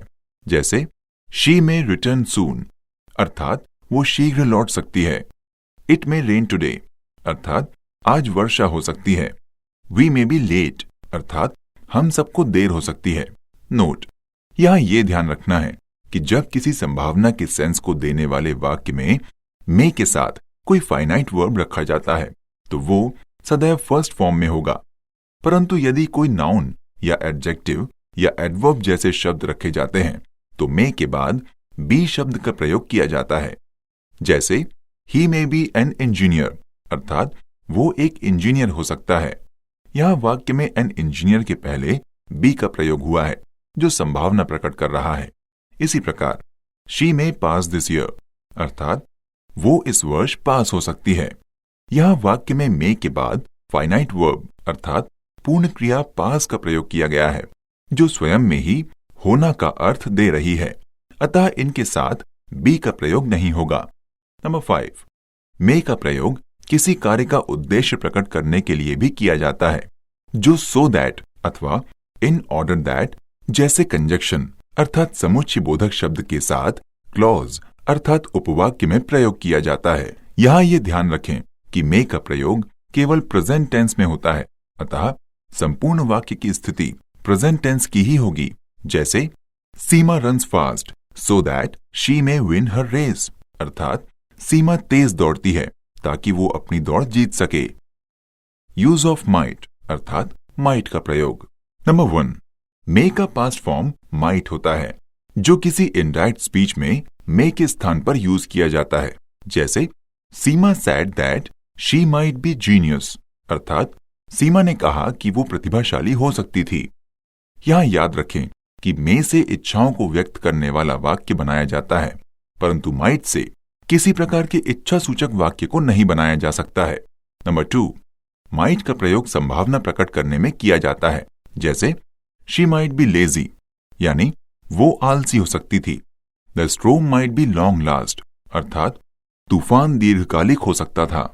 नंबर 3, मे की अपेक्षा माइट अत्यधिक विनम्रता के सेंस को रखता है, अतः प्रेजेंट टेंस में इससे विनम्र निवेदन करने वाले वाक्य भी बनाए जा सकते हैं। जैसे you might solve my problems, अर्थात आप मेरी समस्याओं को हल कर सकते थे। Might I take a cup of tea, अर्थात क्या मैं एक कप चाय ले सकता हूं। Might you give me your pen, अर्थात क्या आप मुझे अपनी कलम दे सकते हैं। नोट, ध्यान रखना है कि ऊपर के दोनों वाक्यों में माइट के स्थान पर वुड या कुड का भी प्रयोग किया जा सकता है और अर्थ तथा भाव में कोई परिवर्तन नहीं आएगा। नंबर 4, माइट से पास्ट टेंस में किसी कार्य का उद्देश्य भी प्रकट किया जा सकता है, जो मे की तरह सो दैट अथवा इन ऑर्डर दैट जैसे कंजक्शन अर्थात समुच्चय बोधक शब्द के साथ प्रयुक्त होता है। जैसे you worked hard so that you might pass this year, अर्थात तुम कठिन मेहनत करते थे ताकि तुम इस वर्ष पास हो सको। मस्ट का प्रयोग। नंबर 1, मस्ट का हिंदी अर्थ है चाहिए, परंतु इनके प्रत्येक भाव में अनिवार्यता अथवा दृढ़ता का बोध होता है। जैसे she must show her notebook to her teacher, अर्थात उसे अपने नोटबुक को अपने अध्यापक को अवश्य दिखाना चाहिए। नंबर 2, मस्ट से दृढ़ संभावनाएं भी प्रकट की जाती हैं। जैसे हरी मस्ट रिटर्न टुडे, अर्थात हरी को आज अवश्य लौटना चाहिए। You must be a scientist, अर्थात तुम्हें एक वैज्ञानिक होना चाहिए। नंबर 3, मस्ट से दृढ़ सुझाव या सलाह के भाव प्रकट होते हैं, जैसे you must solve your problems, अर्थात तुम्हें अपनी समस्याएं अवश्य हल करनी चाहिए। She must take a piece of advice to her elders, अर्थात उसे अपने बड़ों से एक सलाह अवश्य लेनी चाहिए। नंबर 4, मस्ट से निषेधात्मक वाक्य अर्थात नेगेटिव सेंटेंस भी बनाए जाते हैं, जैसे she must not get wet in the rain, अर्थात उसे बारिश में भीगना नहीं चाहिए। Use of need not. Need not का प्रयोग मस्ट नॉट के रूप में नहीं करना है, बल्कि नीड नॉट एक अलग स्वतंत्र सहायक क्रिया है जिसका हिंदी अर्थ है आवश्यकता नहीं। इसका प्रयोग सदैव प्रेजेंट टेंस में किया जाता है और सभी सब्जेक्ट के साथ एक समान रूप में किया जाता है। इसमें कोई परिवर्तन नहीं किया जाता है, अर्थात नीड नॉट को नीड्स नॉट या नीडेड नॉट के रूप में नहीं लिखा जाता है। जैसे I need not buy a book, अर्थात मुझे एक नई पुस्तक खरीदने की आवश्यकता नहीं है। She need not sing that song, उसे उस गीत को गाने की आवश्यकता नहीं है।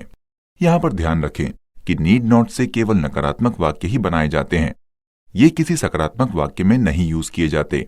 जैसे need not we go in the sun, अर्थात क्या हम लोगों को धूप में जाने की आवश्यकता नहीं है। They need not join this class, अर्थात उन लोगों को ये कक्षा ज्वाइन करने की आवश्यकता नहीं है। नोट, नीड नॉट को ऑक्सिलरी वर्ब अर्थात जब सहायक क्रिया के रूप में रखते हैं तो इनके साथ कोई वर्ब सदैव फर्स्ट फॉर्म में यूज की जाती है। ध्यान रखना है कि पूर्ण क्रिया अर्थात फाइनिट वर्ब के रूप में नीड का हिंदी अर्थ आवश्यकता होता है। ये भी किसी अन्य पूर्ण क्रिया की भांति अपना 3 रूप प्राप्त करती है, जिस पर वाक्य के टेंस और कर्ता अर्थात सब्जेक्ट के नंबर का प्रभाव पड़ता है। वर्ब नीड का फर्स्ट फॉर्म नीड है जो प्लूरल नंबर में है। नीड के साथ एस जोड़कर इन्हें सिंगुलर नंबर में यूज करते हैं। इसकी सेकंड फॉर्म नीडेड और थर्ड फॉर्म भी नीडेड है। इसे अब किसी भी प्रकार से यूज किया जा सकता है। ये नीड नॉट की तरह प्रतिबंधित नहीं है और न ही एक रूप में रहने की व्यवस्था है। ये किसी भी टेंस और नंबर में यूज की जा सकती है, जैसे Radha needs buy a book, अर्थात राधा को एक पुस्तक खरीदने की आवश्यकता है। नोट, यहां पुनः ध्यान दें कि नीड क्रिया के साथ जब किसी दूसरी क्रिया को रखेंगे तो वो सदैव फर्स्ट फॉर्म के रूप में होगी। इनके साथ टू प्रीपोजिशन का प्रयोग नहीं किया जाएगा, जैसे she needs to buy a book. इस वाक्य में बाय क्रिया को टू से जोड़ा गया है, जो गलत है। इसका शुद्ध रूप टू हटाने से बनेगा, जैसे she needs buy a book, अर्थात उसे एक पुस्तक खरीदने की आवश्यकता है। अब इनसे जब कोई नेगेटिव सेंटेंस बनाएंगे तो टेंस के अनुसार उन पर संपूर्ण नियम लागू होगा, जैसे she does not need buy a book, अर्थात उसे एक पुस्तक खरीदने की आवश्यकता नहीं है। Ravi did not need to go to play there, अर्थात रवि को वहां खेलने जाने की आवश्यकता नहीं थी। ध्यान दें, नीड के बाद आई कोई क्रिया बिना टू के यूज की जाएगी, परंतु पुनः दूसरी क्रिया आए तो उसे सदैव टू के साथ वर्ब की फर्स्ट फॉर्म के रूप में यूज करेंगे, जैसे Ravi needs go to play, अर्थात रवि को खेलने जाने की आवश्यकता है। इस वाक्य में नीड के बाद गो क्रिया को बिना टू के प्रयोग किया गया है, परंतु पुनः जब गो के बाद प्ले क्रिया आई तो उसे टू के साथ जोड़ा गया, जो अनिवार्य है। यूज ऑफ डेयर अर्थात डेयर का प्रयोग। डेयर का हिंदी अर्थ है साहस या हिम्मत। इसे किसी भी टेंस के रूप में यूज किया जा सकता है, अर्थात इसका प्रारंभिक रूप तो प्रेजेंट टेंस का है, परंतु इसे पास्ट या फ्यूचर टेंस में भी यूज किया जाता है। यहां यह भी ध्यान रखें कि नीड की तरह ही इसके साथ आने वाली दूसरी क्रिया बिना टू के सदैव फर्स्ट फॉर्म में यूज की जाएगी, परंतु पुनः कोई अन्य वर्ब आता है तो उसे टू के साथ फर्स्ट फॉर्म में रखते हैं, जैसे he dare say for you, अर्थात वो तुम्हारे प्रति कहने की हिम्मत कर सकता है। Ravi dare not say anything for you, अर्थात रवि तुम्हारे प्रति कुछ कहने की हिम्मत नहीं कर सकता है। नोट, एक सहायक क्रिया के रूप में डेयर के साथ एस नहीं जोड़ते हैं, परंतु जब पास्ट टेंस में यूज करते हैं तो डेयर का प्रयोग कर सकते हैं, जैसे Shyam dare not go to play, अर्थात श्याम खेलने जाने का साहस नहीं कर सकता था। हरी डेयर्ड किल अ स्नेक, अर्थात हरी एक सांप को मारने की हिम्मत कर सकता था। परंतु जब डेयर के साथ वर्ब डू का प्रयोग अफर्मेटिव सेंटेंस में किया जाए तो वर्ब डू प्रपोजिशन टू के साथ रखी जाएगी। जैसे she dares to do that work, अर्थात वो उस कार्य को करने की हिम्मत कर सकती है। यूज ऑफ ऑट टू का प्रयोग। ऑट टू का हिंदी अर्थ भी चाहिए होता है। ये प्रायः शुड के समान अर्थ देता है। इसका प्रयोग नैतिक कर्तव्य बोध कराने में किया जाता है। जैसे we ought to serve our country, अर्थात हमें अपने देश की सेवा करनी चाहिए। We ought to respect our elders, अर्थात हमें अपने बड़ों का सम्मान करना चाहिए। ध्यान रखें कि ऑट टू के सेंस में अत्यधिक जेंटलनेस अर्थात सौम्यता का भाव होता है।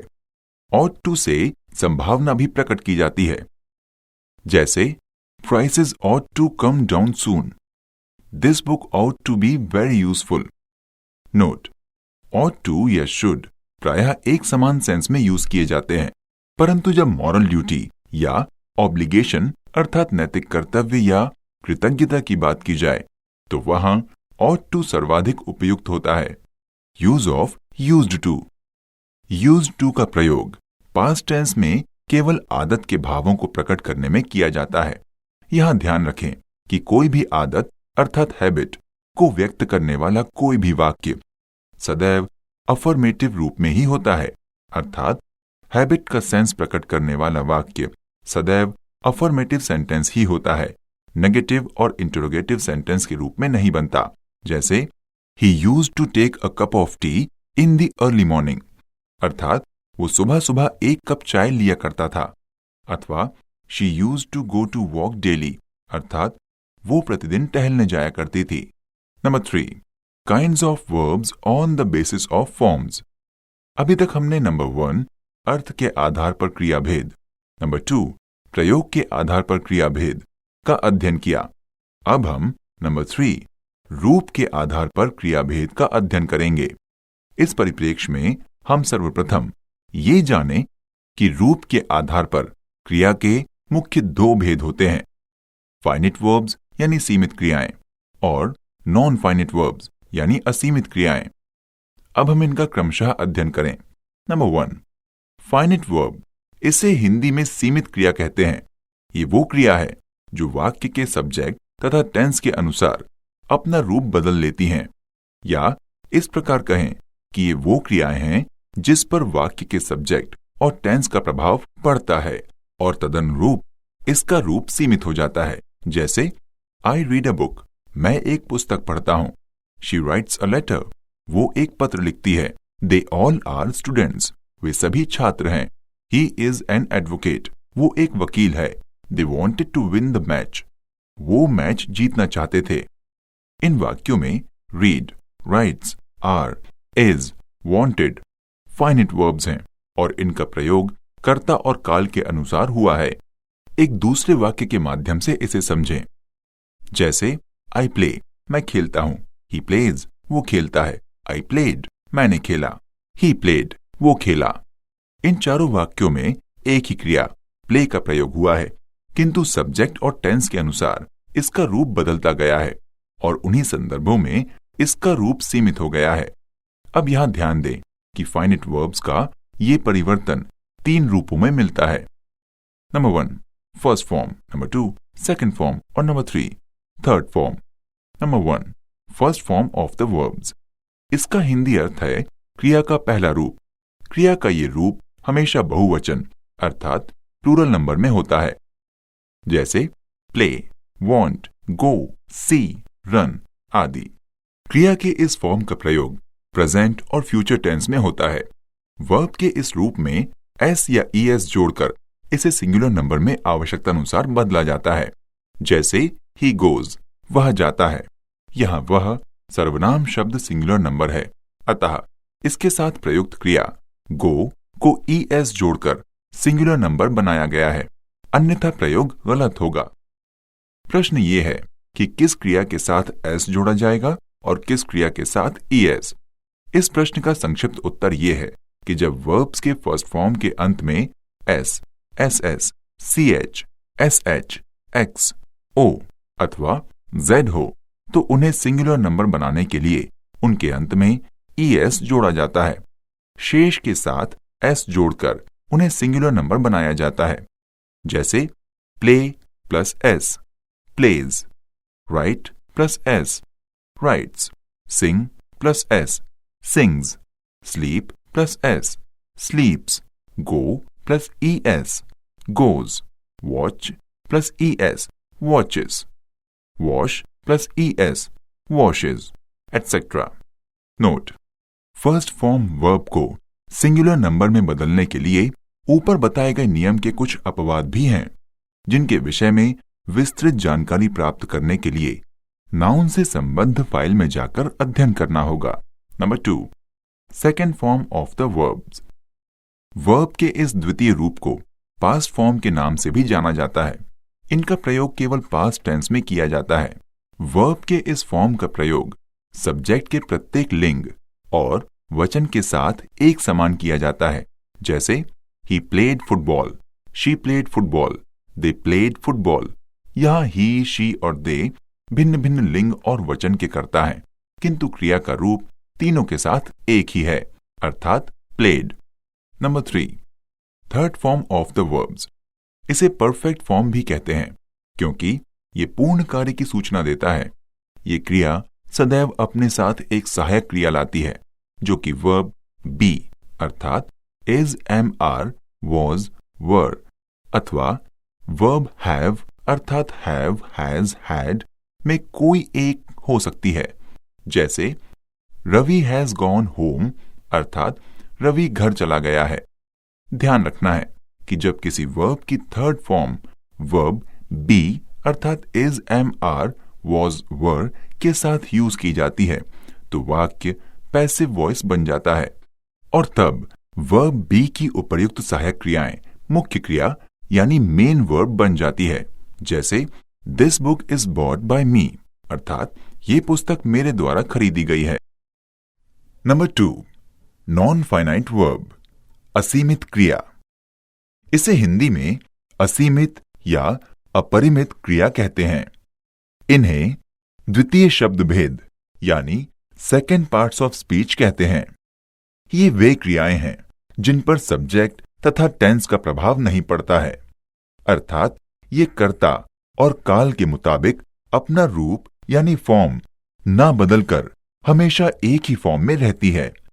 ये क्रिया होते हुए भी कभी क्रिया की तरह कार्य नहीं करती है, बल्कि नाउन, एडजेक्टिव या एडवर्ब आदि की भांति कार्य करती है। जैसे smoking is dangerous for health अर्थात धूम्रपान स्वास्थ्य के लिए हानिकारक है। यहां स्मोकिंग शब्द नॉन फाइनाइट है, जो स्मोक वर्ब से बना है। इसी प्रकार she is fond of smoking अर्थात वो धूम्रपान की शौकीन है। यहां भी स्मोकिंग नॉन फाइनाइट है और फॉन्ड ऑफ विशेषण की संज्ञा अर्थात नाउन है। नॉन फाइनाइट वर्ब्स के भेद।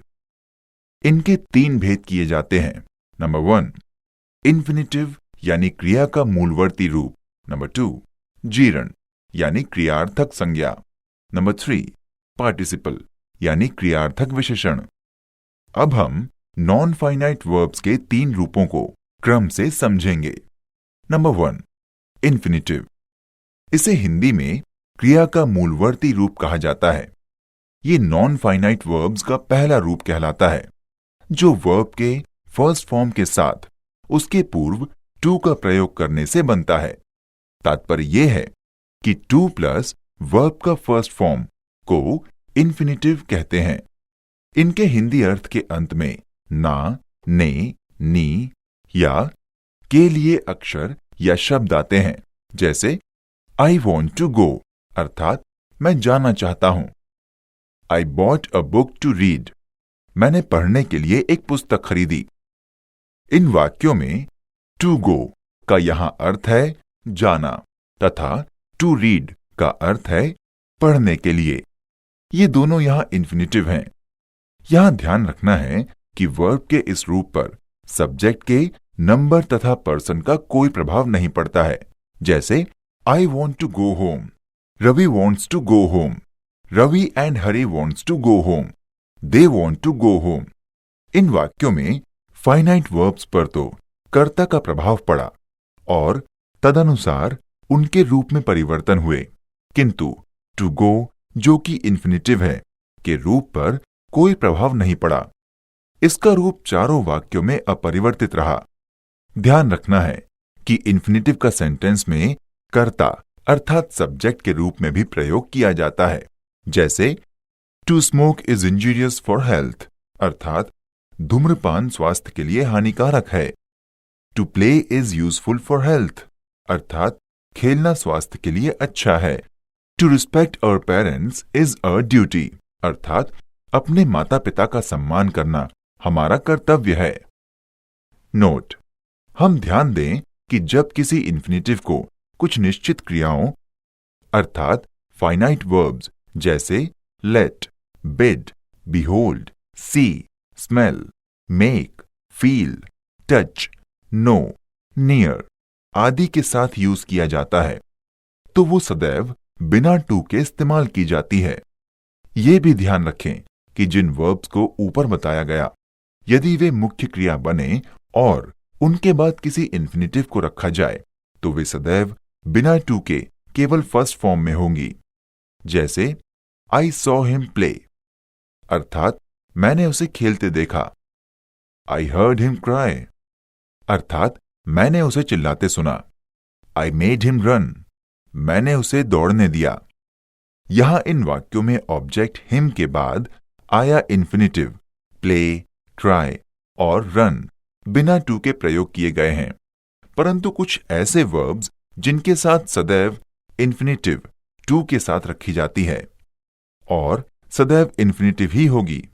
किसी नॉन फाइनाइट वर्ब का कोई दूसरा रूप नहीं यूज किया जाता है, जैसे गो अर्थात जाना, कम यानी आना, ट्राई यानी कोशिश करना, वांट यानी चाहना, लव यानी प्रेम करना, लाइक यानी पसंद करना, हेट यानी घृणा करना, अलाउ यानी अनुमति प्रदान करना, परमिट यानी अनुमति प्रदान करना, रिक्वेस्ट अर्थात निवेदन करना, रिमाइंड अर्थात याद करना या फिर याद दिलाना, फोर्स अर्थात विवश करना या बाध्य करना आदि।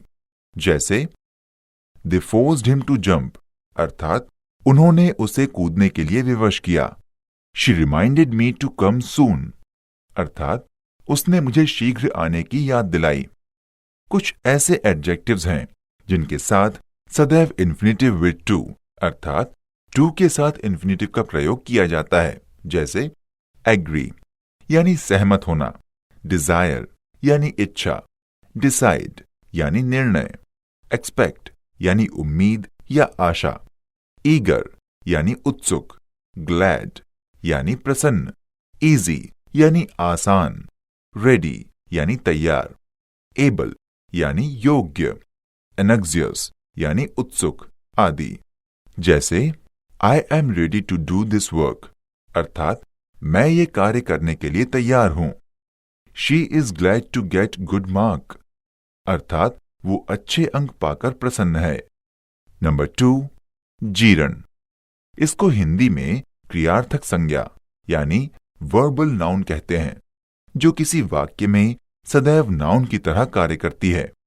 ये किसी वर्ब की फर्स्ट फॉर्म के साथ आईएनजी जोड़ने से बनती है और सदैव सिंगुलर नंबर में यूज की जाती है, जैसे स्विमिंग इज माई हॉबी यानी तैराकी मेरा शौक है। Playing is useful for us, अर्थात खेलना हम लोगों के लिए लाभप्रद है। शी नेवर लाइक्स ड्रिंकिंग, अर्थात वो कभी भी मद्यपान पसंद नहीं करती है। ध्यान रखना है कि जीरण किसी सेंटेंस में किसी खास अथवा विशेष क्रियाओं के साथ ही यूज की जाती है जो इनकी मुख्य क्रिया बनती है, जैसे एंजॉय अर्थात आनंद लेना, वर्थ अर्थात योग्य या अनुकूल, एडमिट, एंटिसिपेट, एप्रिशिएट आदि। नंबर 3, पार्टिसिपल यानी क्रियार्थक विशेषण। पार्टिसिपल नॉन फाइनाइट वर्ब्स का तीसरा भाग है। इसे हिंदी में क्रियार्थक विशेषण अर्थात वर्बल एडजेक्टिव कहते हैं। ये वे शब्द होते हैं जो सामान्यतया क्रिया का भाव रखने वाले विशेषण की तरह प्रयुक्त होते हैं। दूसरे शब्दों में, ये वे शब्द हैं जो क्रिया और विशेषण दोनों के गुण रखते हैं। ये भी कहा जा सकता है कि पार्टिसिपल्स ऐसे शब्द हैं जो अंशतः क्रिया और अंशतः विशेषण होते हैं। चूंकि ये क्रिया के अंत में परिवर्तन से बनते हैं, इसलिए इन्हें कृदंत यानी कृत प्लस अंत भी कहते हैं। इन्हें 3 भागों में विभक्त किया जाता है। Number 1 present participle, number 2 past participle, number 3 perfect participle. Number 1 present participle. ये वर्ब का वो फॉर्म है जिसके अंत में आईएनजी प्रत्यय जुड़ा रहता है, अर्थात V1 प्लस आईएनजी के सम्मिलित रूप को प्रेजेंट पार्टिसिपल कहते हैं। किंतु ध्यान रखना है कि ऐसे शब्दों को जीरण भी कहते हैं, और जीरण तथा प्रेजेंट पार्टिसिपल दोनों नॉन फाइनाइट वर्ब्स के ही भाग हैं। अब प्रश्न है कि जब V प्लस आईएनजी को प्रेजेंट पार्टिसिपल और जीरण दोनों कहते हैं और दोनों अलग अलग भाग हैं, तो फिर जीरण और प्रेजेंट पार्टिसिपल में अंतर क्या है? इस प्रश्न के उत्तर स्वरूप संक्षेप में कहा जा सकता है कि जब वर्ब प्लस आईएनजी फॉर्म का प्रयोग एडजेक्टिव के रूप में या कंटिन्यूअस टेंस बनाने के लिए किया जाए तो ये प्रेजेंट पार्टिसिपल कहलाता है, और जब इसका अर्थात V प्लस आईएनजी का प्रयोग नाउन के रूप में किया जाए तो ये जीरण कहलाता है। जैसे walking is good exercise for health, अर्थात टहलना स्वास्थ्य के लिए अच्छा व्यायाम है।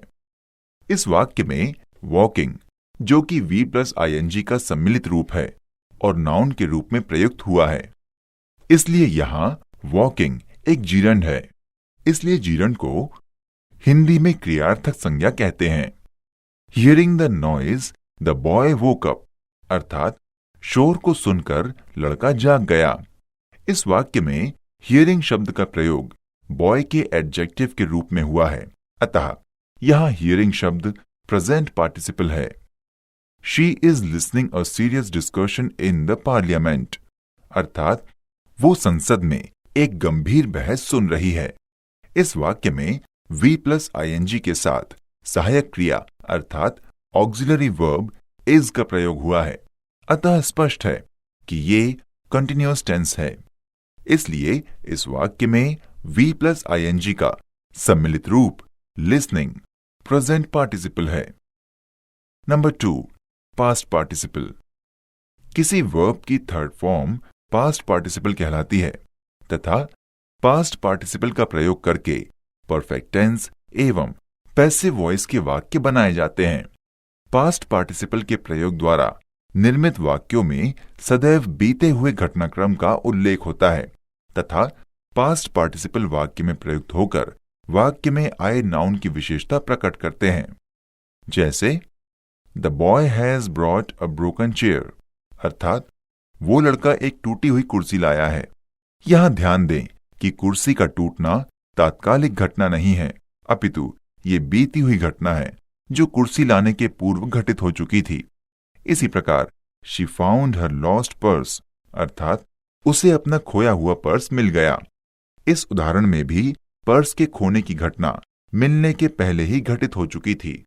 इस प्रकार passing the road Raman met a tired man, अर्थात सड़क से गुजरते हुए रमन एक थके हुए व्यक्ति से मिला। इस उदाहरण में शब्द पासिंग प्रेजेंट पार्टिसिपल है जो कि रमन की विशेषता बता रहा है, जबकि टायर्ड शब्द पास्ट पार्टिसिपल है जो व्यक्ति अर्थात मैन का विशेषण बना है। अधिक स्पष्ट रूप से समझने के लिए एक और उदाहरण सुनते हैं।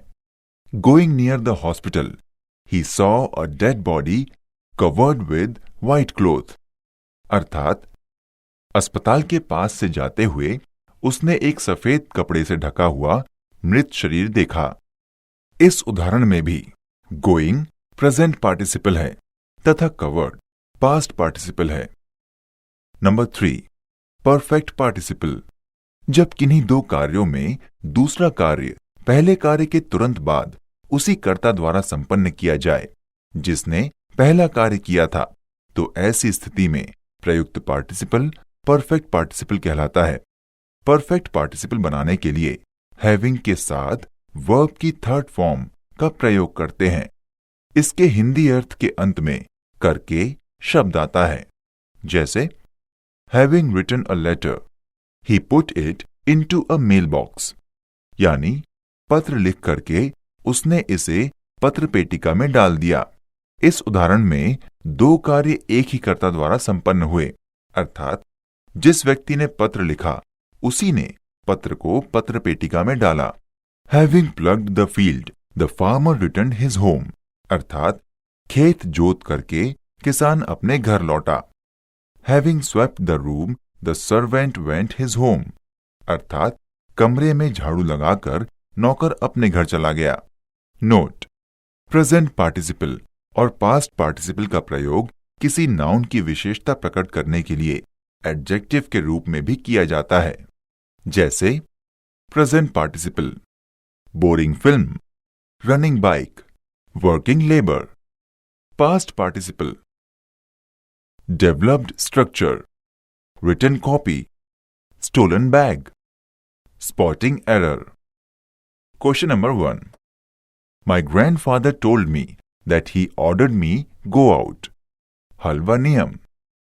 प्रश्न के चौथे भाग में गो के पूर्व टू का प्रयोग करना चाहिए, क्योंकि ऑर्डर, अलाउ, परमिट तथा रिक्वेस्ट इत्यादि ऐसे ट्रांजिटिव वर्ब्स हैं, यानी सकर्मक क्रिया हैं। ऐसी क्रियाएं जिसका प्रभाव सब्जेक्ट तथा ऑब्जेक्ट दोनों पर बराबर पड़ता है। इनके बाद इन्फिनिटिव अर्थात टू प्लस वर्ब तथा ऑब्जेक्ट का प्रयोग अवश्य किया जाता है। चूंकि प्रश्न में ऑर्डर, जो कि एक ट्रांजिटिव वर्ब है, का प्रयोग हुआ है, इसलिए इसके बाद आने वाली क्रिया गो के पूर्व टू का प्रयोग उचित है। Question number 2.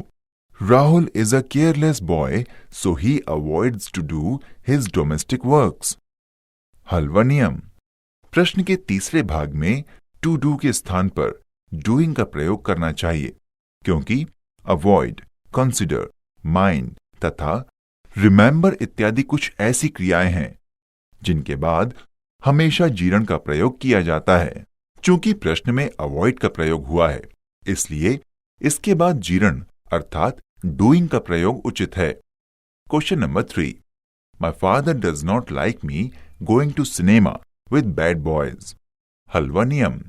प्रश्न के दूसरे भाग में मी के स्थान पर माय का प्रयोग करना चाहिए, क्योंकि यदि नाउन या प्रोनाउन के बाद जीरण आया हो तो उस नाउन व प्रोनाउन को हमेशा पॉजिटिव फॉर्म यानी अधिकार प्रकट करने वाले फॉर्म में प्रयोग किया जाता है। प्रश्न में मी, जो कि प्रोनाउन का ऑब्जेक्टिव फॉर्म है, का प्रयोग हुआ है और बाद में जीरण यानी गोइंग आया है, इसलिए मी के स्थान पर माय पॉजिटिव फॉर्म का प्रयोग उचित है। Question number 4. What is the use of Mohan coming here when he is unable to look after the project? हल व नियम। प्रश्न के दूसरे भाग में मोहन के स्थान पर मोहन्स का प्रयोग करना चाहिए, क्योंकि नाउन के बाद प्रश्न में जीरण का इस्तेमाल हुआ है और इसलिए नाउन का पॉजिटिव फॉर्म मोहन्स यहां पर आना चाहिए। ध्यान रहे कि नाउन का पॉजिटिव फॉर्म हमेशा अपॉस्ट्रोफी एस या अपॉस्ट्रोफी लगाकर बनाया जाता है तथा इसका सब्जेक्टिव और ऑब्जेक्टिव फॉर्म एक ही रूप में रहता है। Question number 5. I hope in convincing you that your complaints have no real cause. हल व नियम। प्रश्न के दूसरे भाग में इन कन्विंसिंग के स्थान पर टू कन्विंस का प्रयोग करना चाहिए, क्योंकि यदि होप शब्द का प्रयोग वर्ब की तरह से किया गया हो तो इसके बाद हमेशा इन्फिनिटिव यानी टू प्लस वर्ब की फर्स्ट फॉर्म का प्रयोग किया जाता है। यही कारण है कि यहां पर टू कन्विंस का प्रयोग उचित है। Question number 6. You had better to stop taking the medicine which has harmful side effect. हल व नियम। प्रश्न के दूसरे भाग में स्टॉप के पूर्व टू का प्रयोग नहीं करना चाहिए, क्योंकि had better यानी अच्छा होगा कि के बाद टू रहित इन्फिनिटिव का प्रयोग किया जाता है। दूसरे शब्दों में यह कहा जा सकता है कि had better के बाद आने वाली क्रिया की प्रथम अवस्था के पूर्व टू का प्रयोग नहीं किया जाता है। यही कारण है कि प्रश्न में स्टॉप यानी वर्ब की फर्स्ट फॉर्म के पूर्व टू का प्रयोग अनुचित है। Question number 7। My father is waiting, hence I had better gone back now. हलवा नियम। प्रश्न के चौथे भाग में गॉन यानी वर्ब की थर्ड फॉर्म के स्थान पर गो यानी वर्ब की फर्स्ट फॉर्म का प्रयोग करना चाहिए, क्योंकि हैड बेटर के बाद आने वाली क्रिया की प्रथम अवस्था के पूर्व टू का प्रयोग नहीं होता है। ध्यान रहे कि हैड बेटर वाले प्रश्नों में दो प्रकार से मिस्टेक दी जाती है। पहली मिस्टेक वर्ब की फर्स्ट फॉर्म के पूर्व टू लगाकर दी जाती है तथा दूसरी मिस्टेक में वर्ब की फर्स्ट फॉर्म के स्थान पर थर्ड फॉर्म दी जाती है। चूंकि प्रश्न में हैड बेटर के बाद वर्ब की थर्ड फॉर्म यानी गॉन का प्रयोग हुआ है, इसलिए गॉन के स्थान पर गो का प्रयोग उचित होता है। Question number 8। My colleague said that he preferred the yellow car than the black one. हलवा नियम। प्रश्न के चौथे भाग में देन के स्थान पर टू का प्रयोग करना चाहिए, क्योंकि यदि प्रिफर के बाद नाउन, प्रोनाउन या जीरण आया हो तो ऐसी दशा में प्रिफर के बाद हमेशा टू का प्रयोग किया जाता है। परंतु यदि प्रिफर के बाद इन्फिनिटिव यानी टू प्लस वर्ब आया हो तो ऐसी दशा में प्रिफर के बाद रादर देन का प्रयोग किया जाता है। चूंकि प्रश्न में प्रिफर के बाद नाउन यानी येलो कार आया है, इसलिए देन के स्थान पर टू का प्रयोग उचित है। संक्षेप में आप ये समझ लें कि प्रिफर के बाद सिर्फ देन कभी नहीं आता है। Question number 9।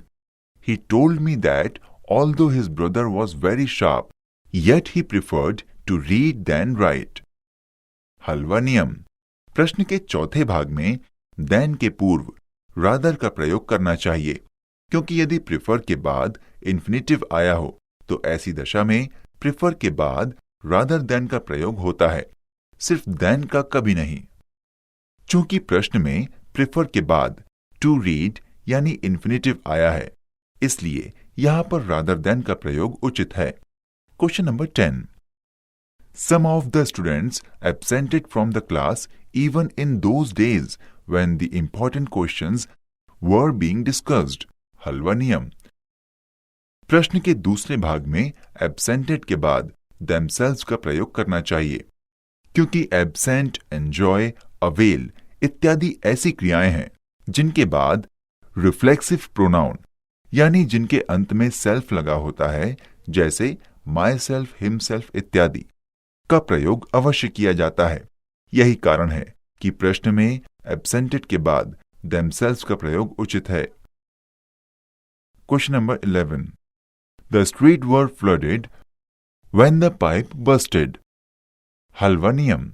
प्रश्न के चौथे भाग में बस्टेड के स्थान पर बस्ट यानी फट जाना का प्रयोग करना चाहिए, क्योंकि बस्ट, कॉस्ट, ब्रॉडकास्ट, टेलीकास्ट तथा ओवरकास्ट यानी घिर जाना इत्यादि ऐसी क्रियाएं हैं जो तीनों अवस्थाओं में एक ही रूप में रहती है।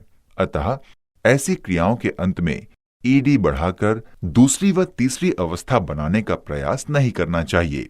यही कारण है कि प्रश्न में बस्टेड के स्थान पर बस्ट का प्रयोग उचित है। Question number 12। The news of the officer's death has been broadcasted by the Sri Lankan radio. हलवा नियम। प्रश्न के तीसरे भाग में ब्रॉडकास्टेड के स्थान पर ब्रॉडकास्ट का प्रयोग करना चाहिए, क्योंकि ब्रॉडकास्ट एक ऐसी क्रिया है जो तीनों अवस्थाओं में एक ही रूप में रहती है। यह भी ध्यान रखें कि जिन क्रियाओं के अंत में CAST कास्ट लगा होता है, जैसे ब्रॉडकास्ट, टेलीकास्ट, ओवरकास्ट इत्यादि, उन क्रियाओं का यदि अमेरिकन यूज हो तो इनके अंत में ईडी का प्रयोग किया जा सकता है, परंतु इंडियन यूज के अनुसार इनके अंत में ईडी का प्रयोग नहीं किया जाता है। यही कारण है कि प्रश्न में ब्रॉडकास्ट का प्रयोग उचित है।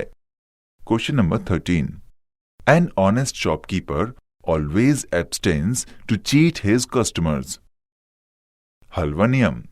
प्रश्न के तीसरे भाग में टू चीट के स्थान पर फ्रॉम चीटिंग का प्रयोग करना चाहिए, क्योंकि एब्सटेन यानी बचना या दूर रहना एक नकारात्मक क्रिया है और नकारात्मक क्रियाओं के बाद हमेशा प्रीपोजिशन यानी फ्रॉम प्लस आईएनजी का प्रयोग करना चाहिए, इसलिए यहां पर फ्रॉम चीटिंग का प्रयोग उचित है।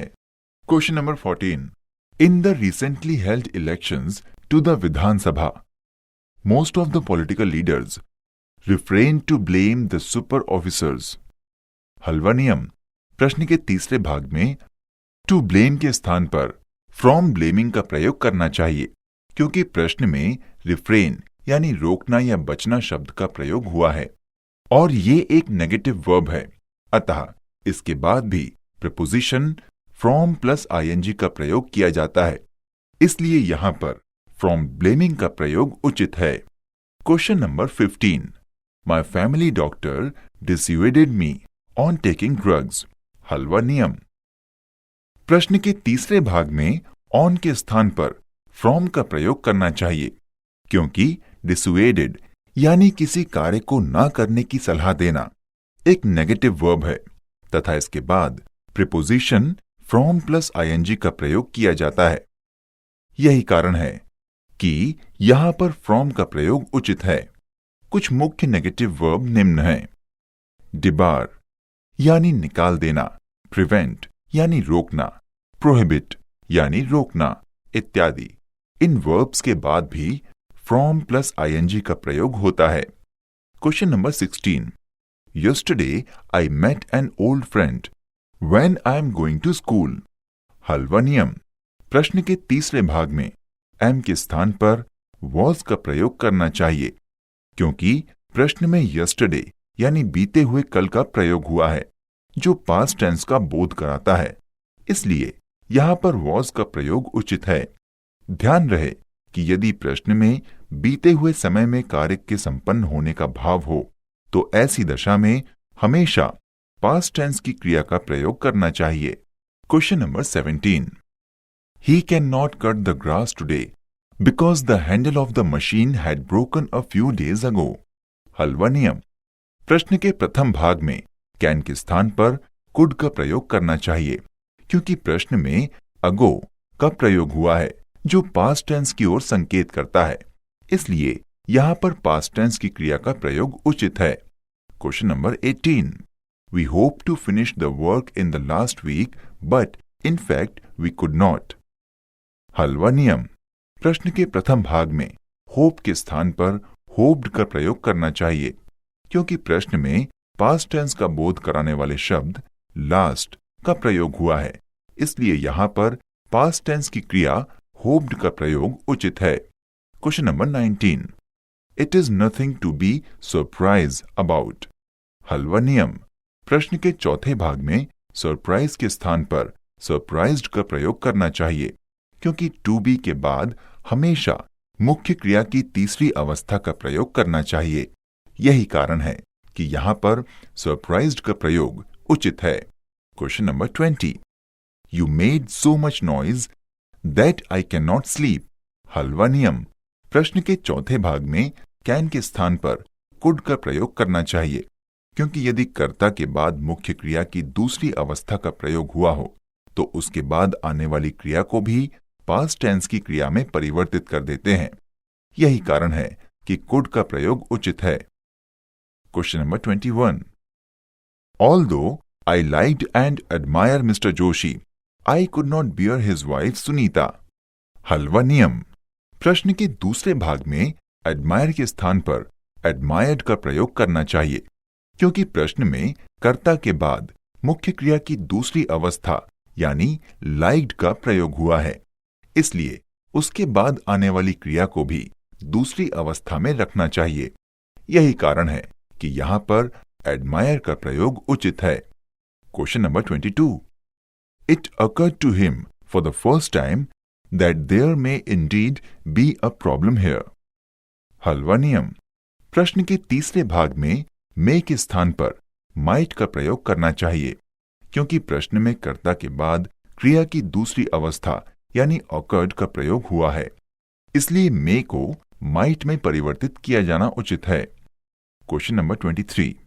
He earned his living by making paper bags until he get a job। हलवा नियम प्रश्न के चौथे भाग में गेट के स्थान पर गॉट का प्रयोग करना चाहिए, क्योंकि प्रश्न में कर्ता के बाद मुख्य क्रिया की दूसरी अवस्था यानी अर्न्ड का प्रयोग हुआ है, इसलिए इसके बाद आने वाली प्रेजेंट टेंस की क्रिया को पास्ट टेंस की क्रिया में परिवर्तित करना चाहिए। इसलिए यहां पर गॉट का प्रयोग उचित है। Question number 24। My friend along with his wife and children are going today to see the Red Fort. हल व नियम। प्रश्न के तीसरे भाग में आर के स्थान पर इज का प्रयोग करना चाहिए, क्योंकि यदि वाक्य में with, along with, together with या एज वेल एज के द्वारा दो कर्ताओं को जोड़ा गया हो तो ऐसी दशा में सहायक क्रिया, मुख्य क्रिया व संबंध सूचक शब्द को पहले आने वाले कर्ता के अनुसार रखा जाता है। चूंकि प्रश्न में अलॉन्ग विद के द्वारा दो कर्ताओं यानी माई फ्रेंड और वाइफ एंड चिल्ड्रन को जोड़ा गया है और दोनों में से पहला कर्ता माई फ्रेंड सिंगुलर फॉर्म में है, इसलिए यहां पर इज का प्रयोग उचित है। Question number 25। The colonel with 2000 of his soldiers were put to death. हल व नियम।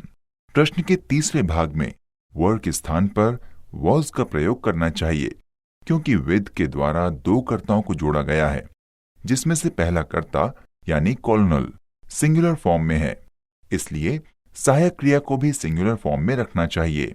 यही कारण है कि यहां पर वॉज का प्रयोग उचित है।